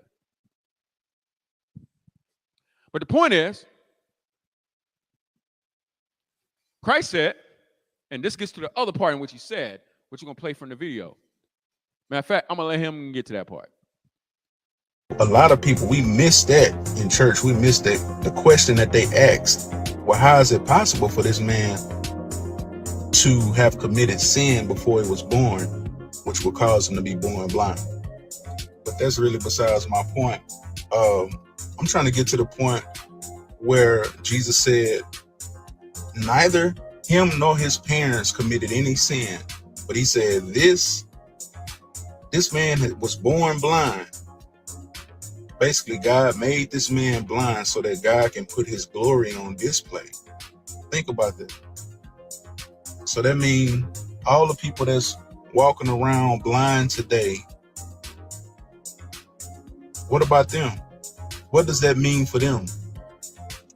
That God is choosing not to put his glory on display and give them sight, as he did with the blind man in the Bible.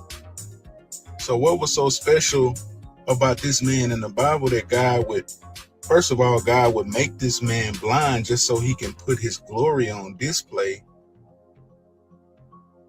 is just crazy. But what would make this man so special that you would choose him to put your glory on display and give him sight, but you will leave everybody else in the world blind? And if this man, if he didn't commit no sin, or nobody committed any sin, why would God cause this man to be blind? You know, and he did nothing wrong, just so God can show off, put his glory on display. If the man done nothing wrong, neither him or his family, according to what Jesus said, why would you do somebody like that? And why would you not give everybody else their sight and lead them blind?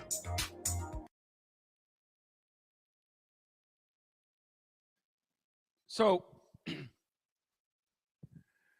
this is what commonly happens, is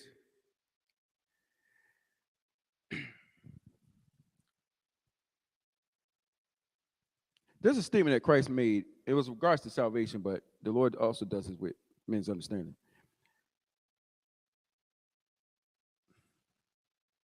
Where a person may think they have a certain thing, Christ said, what they think they have will be taken away. The same thing with men's intellect, naturally and spiritually.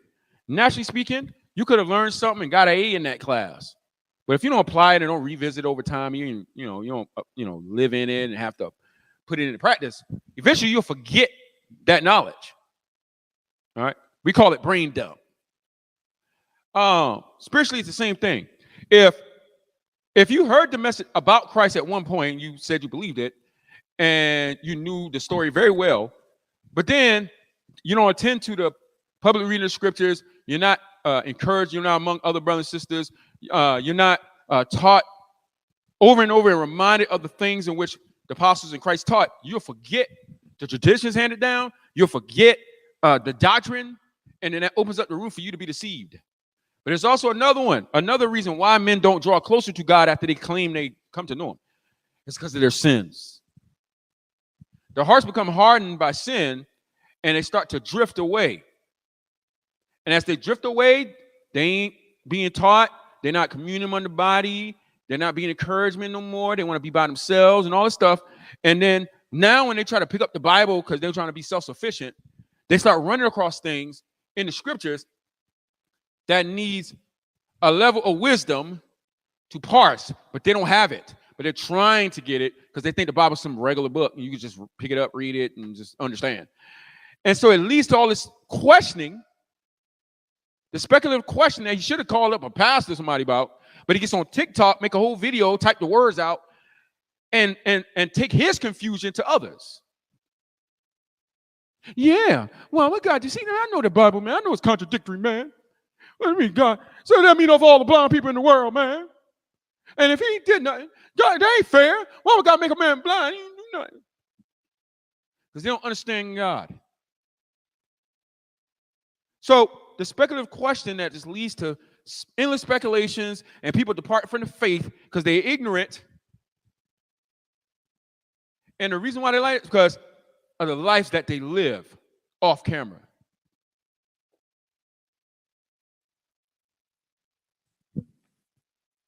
Let's look at what Christ said, and then let's speak on what he's talking about here. Because I got a question from you guys, and you guys know the answer. Maybe it's not at the forefront of your mind, but when I ask this question, you'll be like, oh, yeah, wow, yeah. Right, stumbling block that he's setting for many people because of his own sins and blindness.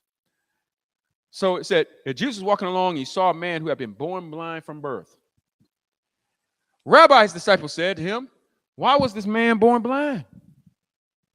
Was it because of his own sins or his parents' sins?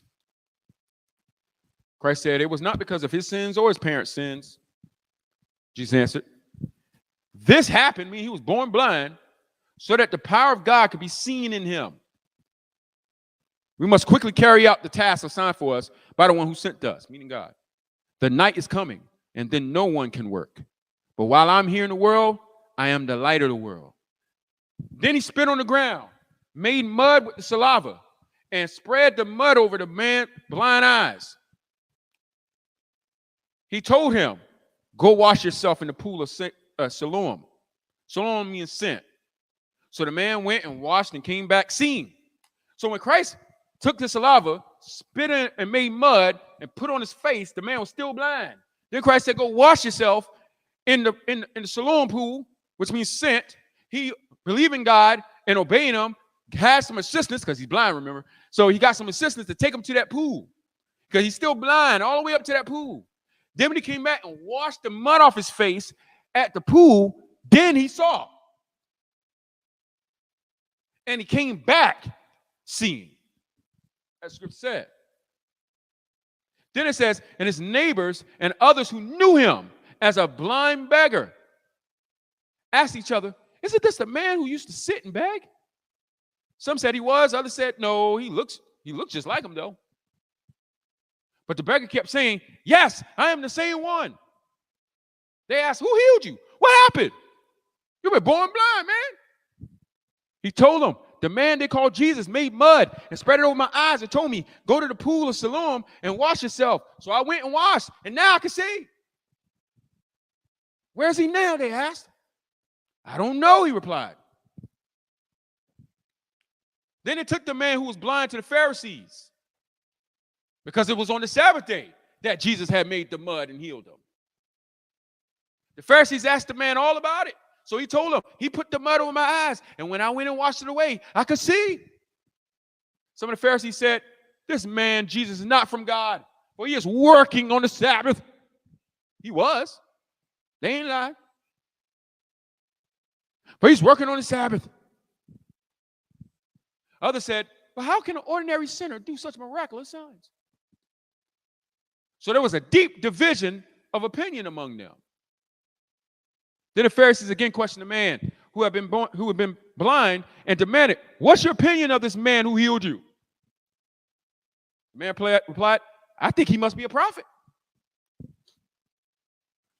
The Jewish leaders still refused to believe the man had been blind and could now see. So they called his parents.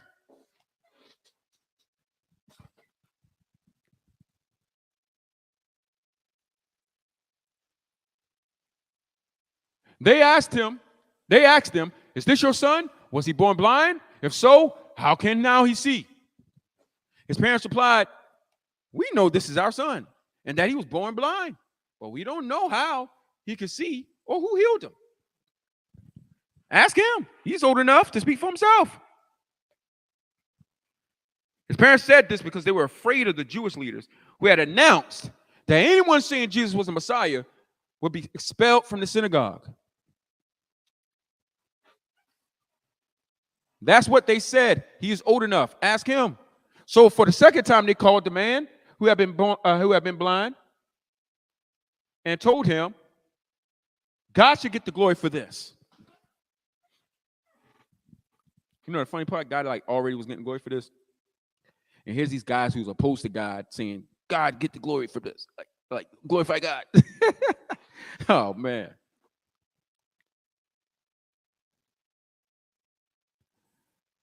Because we know this man, Jesus, is a sinner.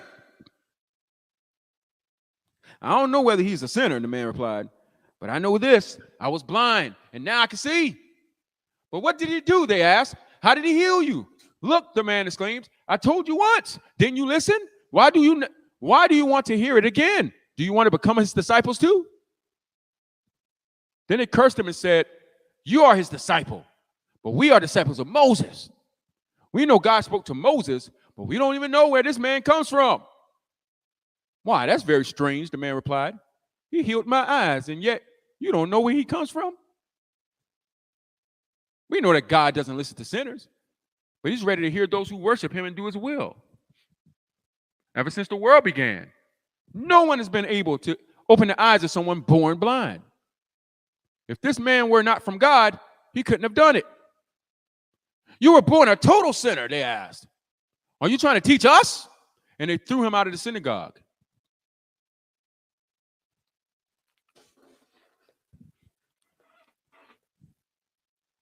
So the brother asked the question, why would God do that? And matter of fact, the title of his video was God blind. Matter of fact, I don't want to butcher up his title. Hold on.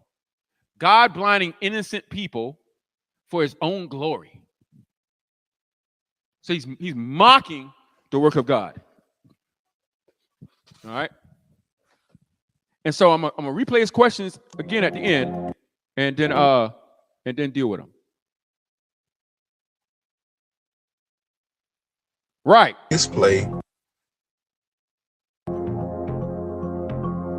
is just crazy, but what would make this man so special that you would choose him to put your glory on display and give him sight, but you would leave everybody else in the world blind? And if this man, if he didn't commit no sin, or nobody committed any sin, why would God cause this man to be blind? You know, and he did nothing wrong, just so God can show off, put his glory on display. If the man done nothing wrong, neither him or his family, according to what Jesus said, why would you do somebody like that? And why would you not give everybody else their sight and lead them blind? All right. Here's a question. It's actually a statement, but the statement is said in a question form concerning this foolishness that we're hearing right now. And it's because it's ignorance and, oops, did I erase? What am I paying? Here's the question. Why do men think that you need to sin in order to suffer?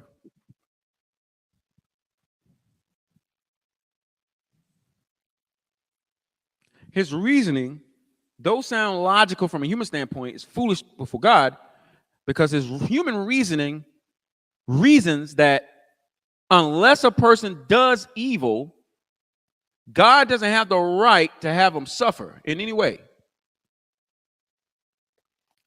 That's his reasoning. His whole reasoning for his questions is based upon the idea that the fact that this man didn't do anything wrong, yet suffered being blind from birth, like it's some unjust thing on God's part. Why would he take innocent people? Why would he blind innocent people for his own glory? His reasoning has, you can only suffer, God can only point you to suffer some kind of affliction if you commit sin. Sounds humanly logical. Here's the problem. That logic goes against everything we know and believe about Christ. If God is unjust for having somebody innocent suffer pain or affliction, then man, what do we say about what God did to Christ? Because Christ, see, at least with blindness, when you're born blind, you never had sight, so you don't really miss it. You don't know what the experience is to see. This man's been used to being blind. He was born blind, and blind doesn't have it's not a pain. Especially when you're born with it. It's not a pain. Like it's not like a stabbing pain like a toothache. It's just you can't see. It's dark. You're alive, you can eat, you can talk to people and things like that, but you can't see. So you need assistance to get around, unless you're one of those people that kind of stay in a certain vicinity, you got the little stick thing to help you out, or you got like a walk dog like people got today. But it's not like a toothache or broke back, your discs rubbing together, like that kind of like, just like that. But even if it was like that, the point is, but it's not like that. And if he's questioning God and mocking his ways because in his mind, he thinks it's not right or unfair or crazy that God would have innocent, putting that in big quotations all around the room, innocent people suffer for his own glory, remember what we said about Christ. He's the most innocent anybody can be. And yet, before there was ever anybody to sin, there wasn't no evil angel who sinned. There wasn't even an angel at all yet. There wasn't even mankind yet. When God appointed Christ, the innocent one, to die. Death only comes because of sin. And before the born blind man was born, before his parents was born, before Adam was made, before any tree was formed, before God separated the waters, before there was light, before there was any angels, Christ was the lamb slain from the foundation of the world, before the foundation of the world.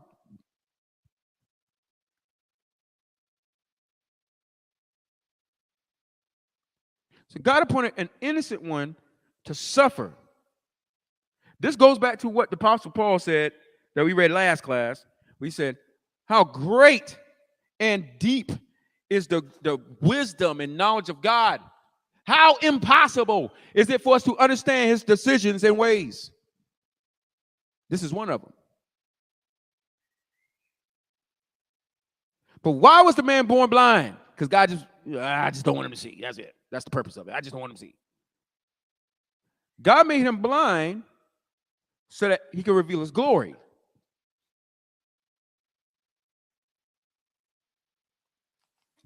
So God had a perfectly holy reason for this. Now let's deal with the other question that he asked. Because there's plenty of people blind in the world, whether they were born blind or made blind through some accident. Either way, God appointed it. So what about them? So that's why he asked the question, what made this man so special? That God gave him his sight, but God let all the other people keep going blind. What makes this man so special? This goes to another doctrine in the scripture that a lot of people don't really like. And that's the doctrine of election, meaning God choosing and he decides who he's going to do what to, and it has nothing to do with their good or evil. It has nothing to do with good or evil. Christ being appointed to suffer had nothing to do with him doing good or bad.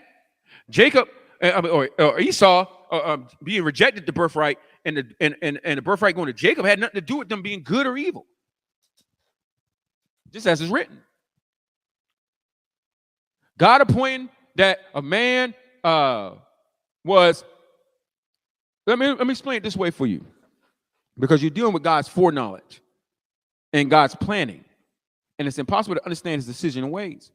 Because if Christ was the lamb slain before the foundation of the world, he was slain, died, a sacrifice before any angel was formed and before any man was formed. If that was the promise of God and no one could thwart his will, then you best believe that fall was going to take place. It was never not going to take place. We could keep talking about what if Adam hadn't have done it. We could keep talking about that. The reality is he did not do it. He did it. That's the only thing in reality that took place. There was no, what if he didn't? I mean, technically speaking, if he hadn't, he would have had not sinned. And then all the stuff that's happened to mankind would have not happened. But that's not what happened. And it was never what was going to happen. He was always going to transgress.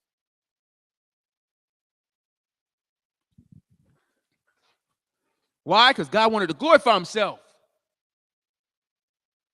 So he caused men to suffer from birth. See, that man was born blind, but men were born in sin. We were born corrupt. We were born under the wrath of God. God appointed men to suffer from birth. The mama suffers from her great pains of labor.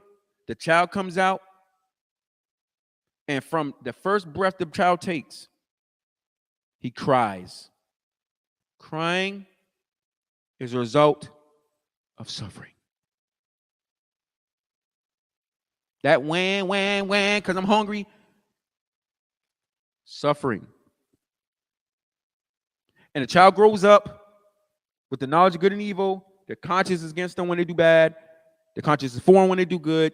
They make good decisions. They make bad decisions. The Lord determines to take some people out, and the Lord determines to have mercy on others. All according to his own glory. For the Lord has said he's made vessels to wrath, destined for destruction, and he's created vessels prepared in advance for glory. And since he has a right to do whatever he wants, and all these things, this ability to see is a gift. It's a gift. It's not owed to you. It's a gift.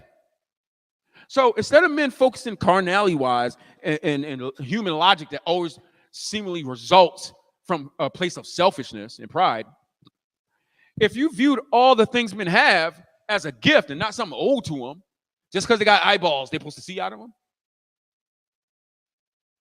That's the purpose of eyeballs.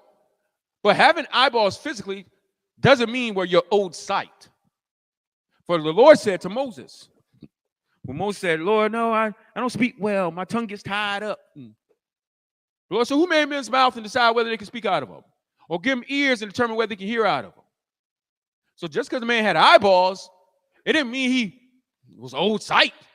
Sight is a gift. And we all know this. And I'll guarantee that the do-rag brother in the car would agree with this. When it comes to a gift isn't something owed to a person. It's something that somebody who's the gift giver gives freely. And it's according to their will whether they want to give that gift or not. Men speak, when they speak of this topic, they speak of God and these gifts that he gives us like they do for Christmas or their birthdays, where they feel people are obligated to honor them and obligated to buy them gifts. And if the person don't give them the gift, they don't love them. They upset. Why you didn't give me nothing for my birthday? Why you didn't give me nothing for Christmas? That's the way they talk. Selfish. Thinking they owed gifts. Gifts aren't something owed. They're something given freely. So now, let's talk about that story in the reality. A man was given eyeballs, but God determined not to give him the gift of blindness. The gift of sight. So God withheld it from him. For this guy, for a time. Did God sin by not giving him sight at birth? No. Why? Because sight is a gift. And it's up to the person to give it freely. Because love can't be forced, like a lot of people says. So anyway, so God determines to hold it back. The man's born blind. God give him other gifts, like the gift of life and the gift of being able to walk. He give him that. But he didn't give him the gift of sight. He gave him other gifts. The man could hear because he could hear the words of God. God gave him the gift inwardly of sight because he saw Christ with his inner man. And he believed that he was the Messiah. And he testified to the truth. So though he didn't have the gift of sight, he had the gift of using his mind, because some people got brains but can't use them. And he had the gift of his mouth, because some people have mouths but can't talk. He could talk. So God gave him many other gifts that other people don't got. Yet you'll question God because God withheld back this one gift. And then not only held it back, but he told you why he held it back. Christ revealed to you something you would have never known as to why God withheld that gift from that man. Because God was going to determine he was going to give it to him later. See, humans that are born with the gifts, a lot of times are ungrateful. They think sight is owed to them. Breath is owed to them. Their use of their hands is owed to them. And they don't give God thanks. But a person who God held back the gift from for a time and then gives it to him later, that person, especially in a case like this, super grateful. Thank the Lord. I can see it was Christ. He's the prophet. He's the Messiah. Because God said he was going for himself. But I want to highlight something. Not only why do men think you got to sin in order to suffer? Christ is the ultimate example that you don't have to sin to suffer. God appoints an innocent person to suffer for God's glory. And ain't for selfish motives. It's for others. God appointed Christ, the innocent one, to suffer, bleed, die, be slandered, be set up. He appointed him to experience all of that for others' lives.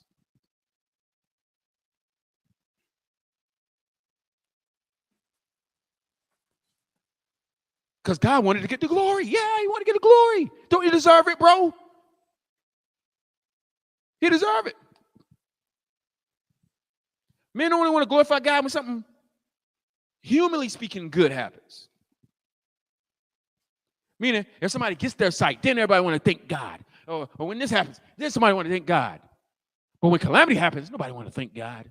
Nobody thinks God's getting glory out of that. When an evildoer gets killed in his evil, and now the evil person is removed from under the sun, and that's one less wickedness to run rampant. Nobody want to give God thanks. Nobody want to say that. But even God himself told you how he's glorified. The scriptures testified that God don't wait for all good things to happen, humanly speaking, in human sight, to be glorified. Let's look at some examples. Let's look at some examples to see how God is glorified. Is God glorified through humanly good things? Meaning like if somebody raises from the dead or, get their sight back. Is God glorified in anything opposite? Is glorified? We're going to find out. We're going to see some examples, man. It's time for us to learn more about our Father. So we won't be ignorant and then blaspheming against him through this foolish talk and putting it on TikTok. All right. So God blinded the man, appointed him to suffer for a time, so that God's power and glory can be revealed through him by giving his sight back. All right. That's one example. Let's go to Romans 9. See how else God is glorified.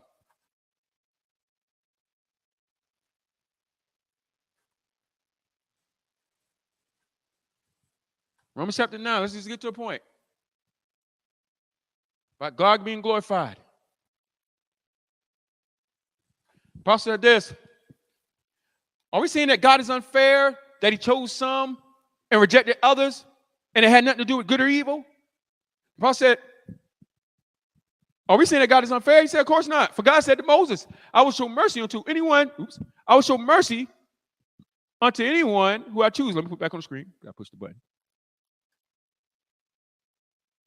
And I will show compassion to anyone I choose to show compassion to.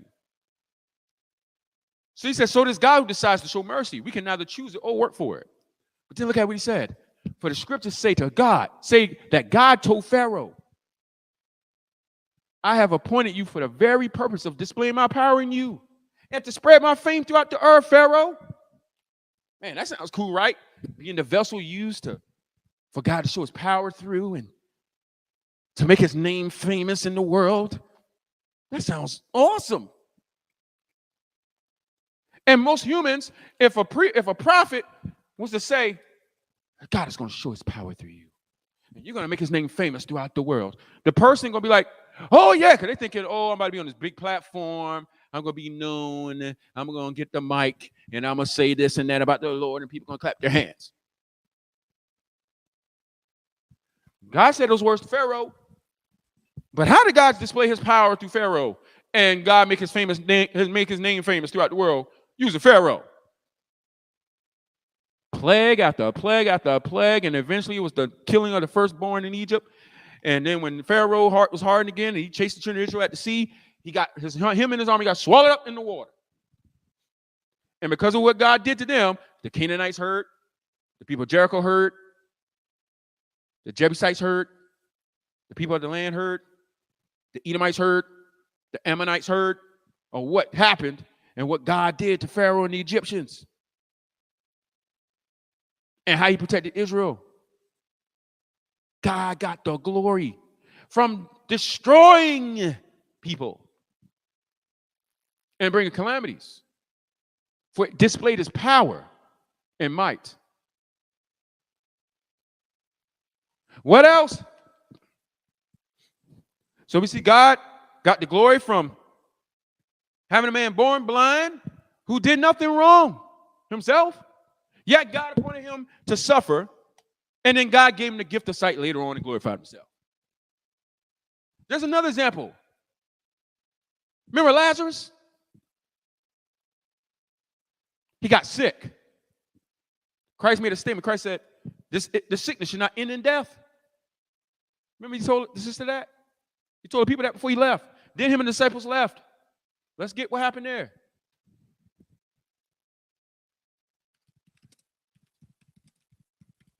And look at what Christ said. All right, John chapter 11. Pull it up on the screen here.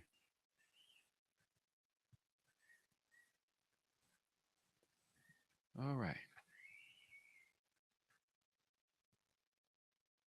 Christ said in verse 4, he said, but when Jesus heard about it, talking about Lazarus being sick, Christ said, Lazarus' sickness will not end in death. No, it happened for the glory of God, so that the Son of God will receive glory from this. That's what Christ told the disciples when he told them, hey, we got to go wake up Lazarus.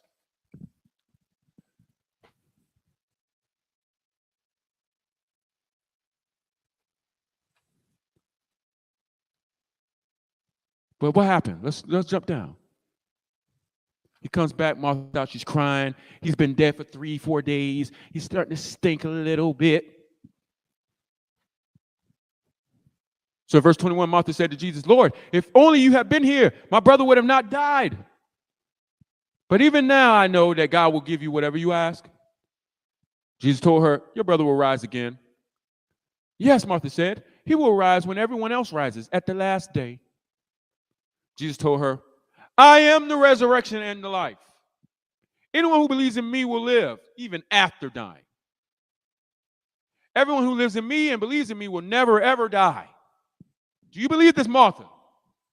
Yes, Lord, she told him. I've always believed you are the Messiah, the Son of God, the one who has come into the world from God. Then she returned to Mary.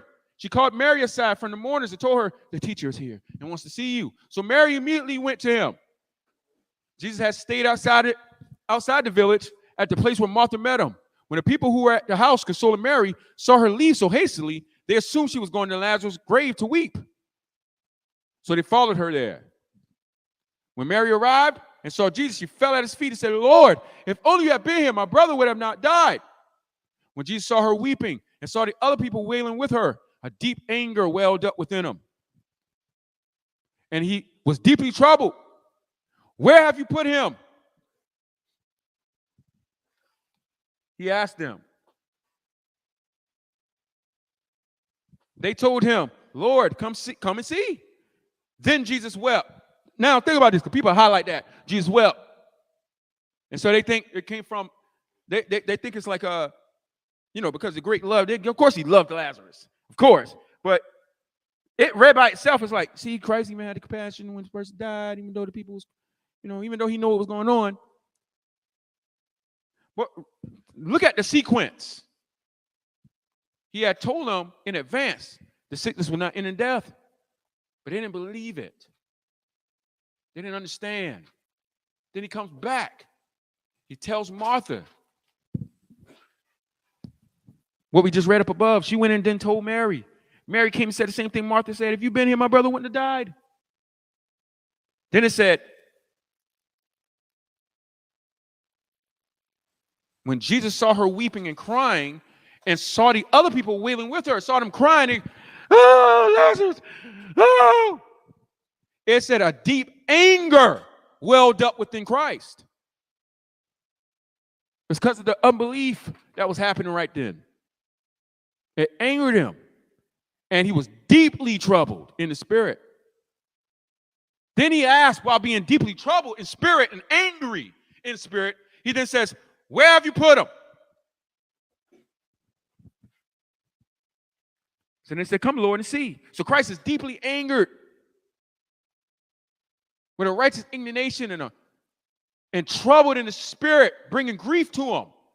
Not because Lazarus is dead. It's because of these people's unbelief.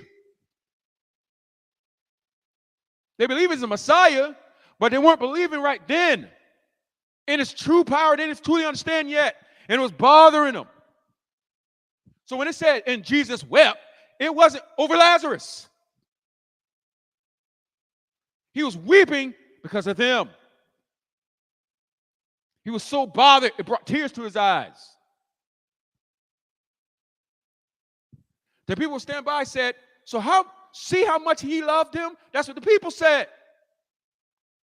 But some said, this man healed a blind man. Couldn't he have kept Lazarus from dying? Could you imagine the scene? Being Christ? You've healed blind people. They know you've done it. Martha comes to you, Lord, if you had been here, my brother wouldn't have died. And you tell her, I am the resurrection and all this, blah, blah, blah, blah, blah, blah. She goes to tell her sister. Her sister runs out. Everybody's following her. She comes to drop to your knees. Lord, if you had been here, my brother wouldn't have died. She's crying at this time. So, imagine a scene where a woman's grieving over her dead brother or whatever, and kind of like out of control-y kind of thing. And they're kind of like doing that, the disbelief thing.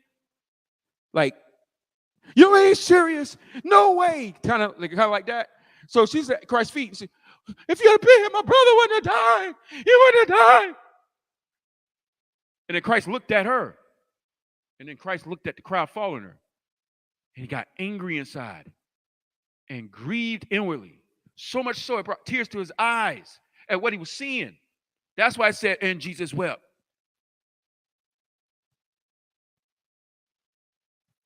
Then, when they took him to the tomb, then you got the crowd talking.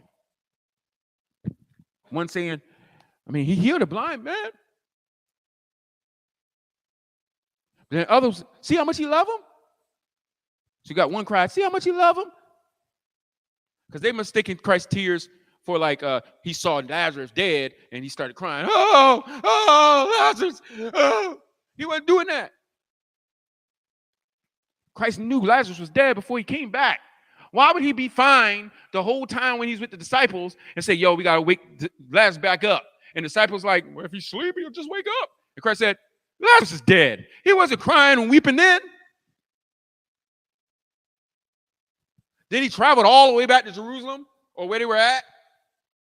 Speak to Martha and Mary. Now he finally comes to the tomb with Lazarus. Now he's starting, that was what happened. Christ's tears is from his anger and his grief at the people. Not about Lazarus being dead. He was fine about Lazarus. Because Christ had already said beforehand, the sickness is not end in death.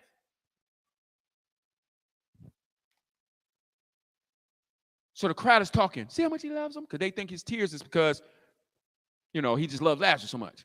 He does love Lazarus, but they think his tears is because he's crying and weeping over Lazarus being dead.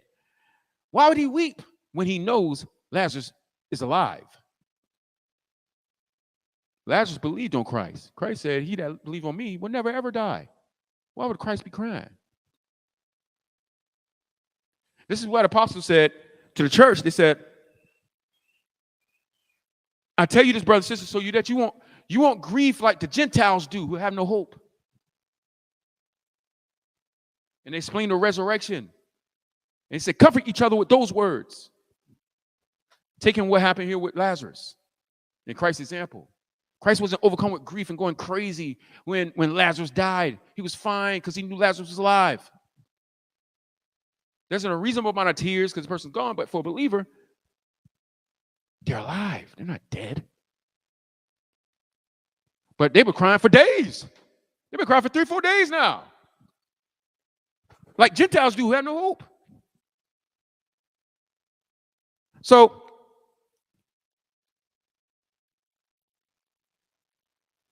see how much he loves them? Because they think his tears is for one reason. Then the other put a crowd, while Christ is standing there, saying, he healed a blind man. Couldn't he have kept Lazarus from dying? So they're mocking him. Christ is troubled in spirit. So then Christ said this. The next words he says is, look at what it said. Jesus was still angry as he arrived at the tomb. Man, people that focus on this Jesus wept and they think, oh, this is just compassion and he loved Lazarus so much, missed the whole point. Because while this is happening, the next verse says Jesus was still angry. He was still angry as he arrived to the tomb. So while the people are talking, Christ is angry. After the sister Mary got up from the tomb to take him where Lazarus was, he was angry. He was angry the whole time. Even when he wept, he was still angry. So Jesus was still angry as he arrived at the tomb. A cave with a stone rolled across its entrance. Roll the stones aside. That's how he said it. He said it like that. He didn't go like in the movies, fake, carnal, corrupt movies. the white Jesus is there, and he's like, roll the stone aside. Oh, Lazarus, come forth. Like, that's not what happened. That ain't what really happened. The movies, they be fairy tales. And they be adding and taking away emotions that was not there. They're corrupt. What it really looked like was this. Christ rolled up to the women at the house. Mary comes out first. He's calm with her. Don't you believe he's going to rise again and blah, blah, blah. Yes, Lord, I always believe in the Messiah and he's going to rise again on the last day. And Christ said, I am the resurrection. He's trying to speak the sense. She goes to get Mary. Mary comes out wailing. Oh, Lord, had you been here, my brother would have died. And the crowd's coming out. Oh, Lazarus. Ah. And Christ looks at him and looks down at the woman and gets mad. So then when he said, where is he? He didn't say, where is he? Taking me to the tomb. Like, he didn't do that. He go, where is he? Come, Lord, and see. The crowd's talking. Oh, see how much he loves Lazarus? He's going to the tomb. They see a tear roll out Christ's eye. Oh, he must love him so much. The other people saying, well, he healed a blind man. Surely he could have kept Lazarus alive, right? They get to the tomb. Christ still mad. He's still angry inside. Still grieve at this unbelief and this scoffing and mocking. Then he says, roll the stone aside. He didn't go, roll the stone. Watch the power of God. He didn't do that. He went, roll the stone aside. Jesus told him. But Martha, the dead man's sister, protested. Imagine this scene. It's chaotic right now. Christ is mad because of the sisters and because of the people and because of the scoffing. And he get to the tomb. He says, roll the stone aside. And Martha gets in the way and protests and goes, Lord, he's been dead for 4 days. The smell is terrible. Don't open it. And while Christ was still mad, he said these words. Jesus responded, didn't I tell you that you would see God's glory if you believe? So they rolled the stone aside. Christ said, roll the stone. They listened to Christ. They rolled the stone aside. Then Jesus looked up to heaven, his Father, while he was still in anger and righteous indignation and grief in the spirit. Then he looks up and petitions God, his Father, says, Father, thank you for hearing me. You always hear me. But listen what he said. But I said it out loud for the sake of all these people standing here. But oh my goodness. I was raised in the church. I ain't never heard nobody explain the story this way, as it should have went. Christ is angry. He's grieved. He looks up to heaven, and then he says, Father, thank you for hearing me. He didn't have to say that. He said, you always hear me, but I said it out loud for the sake of all these people standing here, crying and going crazy and not believing. So that they will believe you sent me. Because he was weeping, because he was angry, because he was grieving in the spirit, because they didn't really believe he sent them.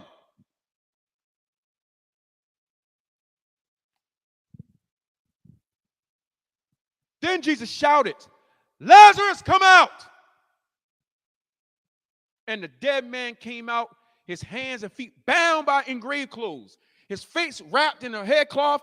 Jesus said, because remember, when Lazarus died, there was no cloths wrapped around him. He wasn't constrained.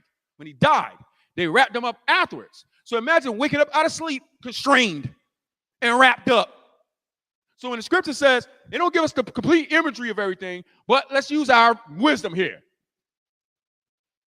You was asleep, wake up out of sleep.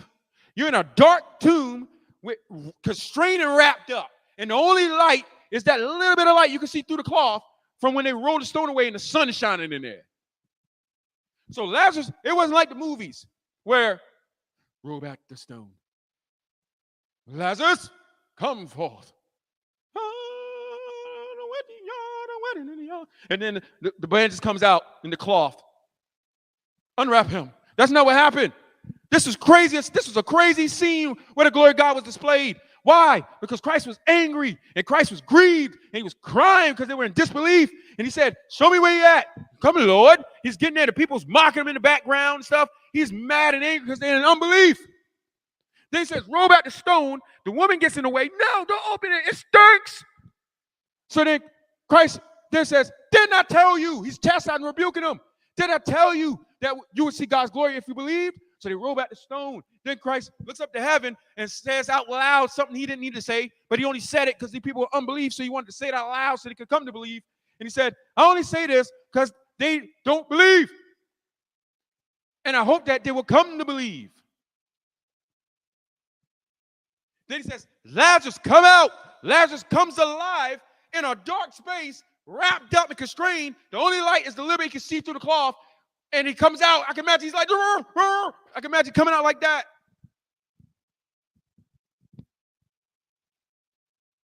His face was wrapped in the headcloth. Hey, get me out of here. I can imagine that's happening. That's what was happening. Jesus told them, unwrap him and let him go.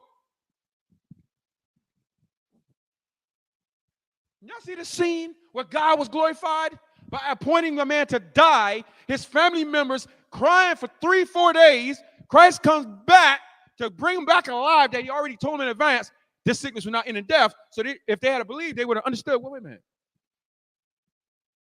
I mean, I understand he would rise. They understood it in the long run sense that because Lazarus died in faith, Lazarus will live again. He would rise again in the resurrection. But they didn't understand that Christ also meant for Lazarus that his sickness was not in physical death. So then when he died physically,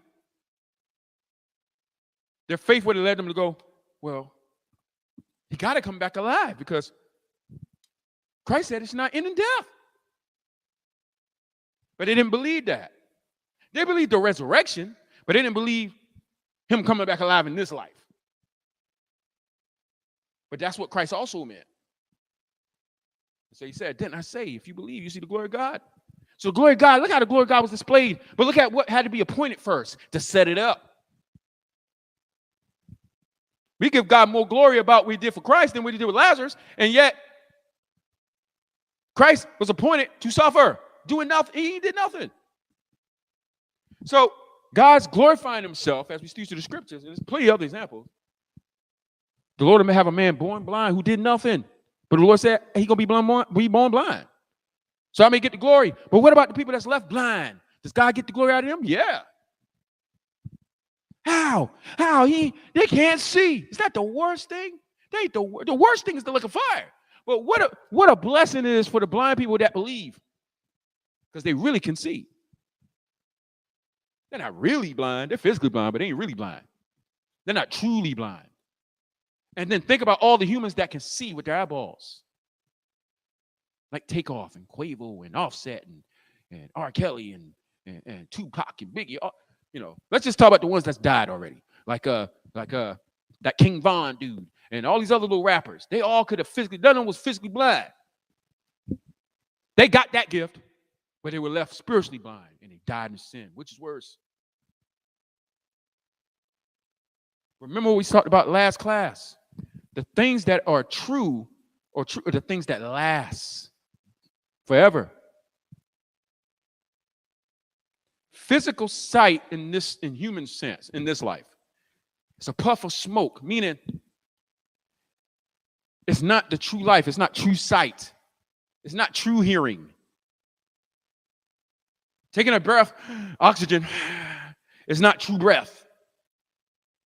The life that's in your natural blood that drains out when you would drain the meat, that's not the true life line. That's just the that's a foreshadow puff of smoke, a thing that God created physically to be used to teach men a lesson about something that they can't see. Where was the true life? In Christ's blood that you symbolically drunk when you do communion, because you don't drink his literal blood. His literal blood was poured out. Nobody drunk his literal blood. But all those that believe on his blood and then drink spiritually of the cup containing his blood in communion have testified that they have ingested the life in them. for the life is in the blood. And none of us ate his literal body, but through the bread of communion, we symbolically, spiritually speaking, do eat physically his body. Well, I thought God was against cannibalism, of eating corrupted individuals. I thought God was against child sacrifice unto false gods, corrupting corrupt humans. For God don't accept lame sacrifices and blind and broke up sacrifices. Christ was the Lord's child. It was a son. And his son was sacrificed unto God. And God accepted it. For God prohibited the sacrificing of corrupt humans to God. That's why it was such an abomination for the Gentiles when they would offer their sons up to Molech and stuff like that. Have them pass through the fire. That's corrupt. Those sacrifices were corrupt. Those were corrupt humans. They were not perfect. Drinking animal blood. When God said, don't eat the meat with the blood in it, for the life is in it. God didn't want you to ingest the animals of the earth whose blood is impure. And true life doesn't flow from them. He reserved for you to ingest Christ's blood. Not literally, but spiritually. He let you take that blood in through consumption of the spirit. He let you eat a Christ body, even though cannibalism is evil. And you believe on and accept the ultimate child sacrifice. And yet you do not sin, for all of it was perfect and accepted by God. And God glorified himself through the child being sacrificed, through you ingesting the blood of the lamb, which is a meat to be eaten, and by cannibalizing upon the body of Christ, not literally, but spiritually. But all the other things that were impure, animals, and God made it unlawful for that to take place. Oh, the depths and riches of God's knowledge and wisdom. How impossible is it for us to understand his decisions and ways? So we do not question God and why he determined to make some people blind or have some people born without limbs or give them different limbs or 6 fingers. We don't question that.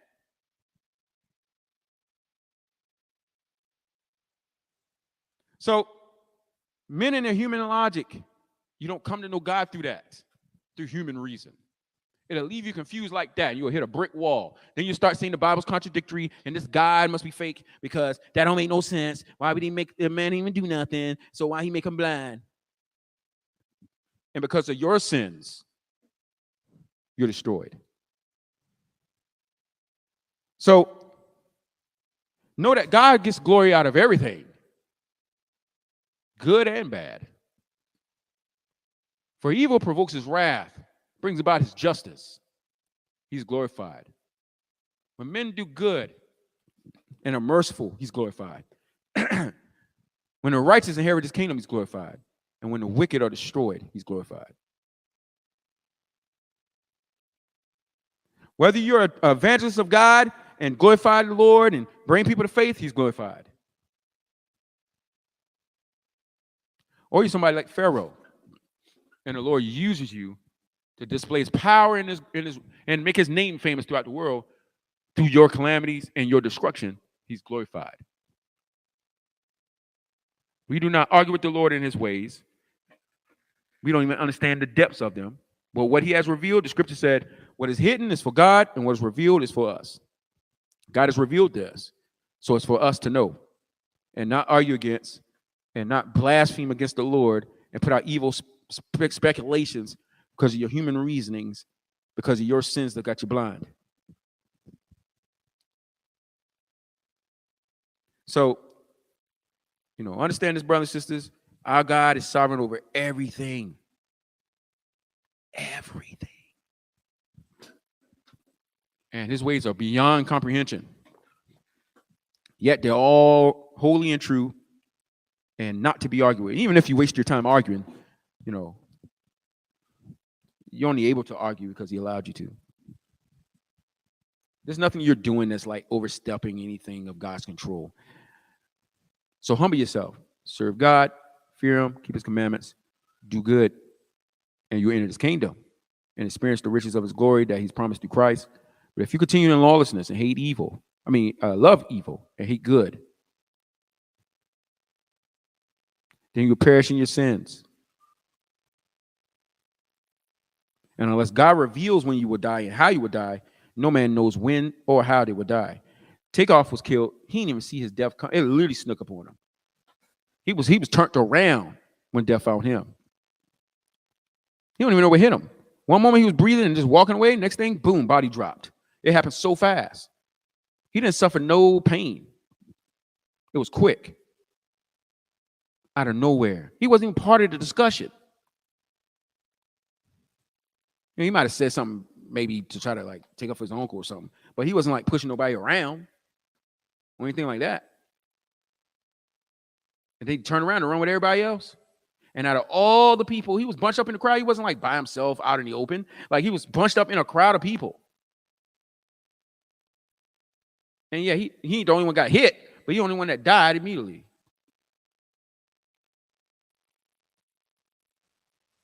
That's how quick and unannounced it will come upon people. And you don't want the Lord to catch you like that at a Halloween party, in a strife and argument, smoking joints with immodest women, arguing about basketball, making ungodly music. You don't want God to catch you in that kind of situation.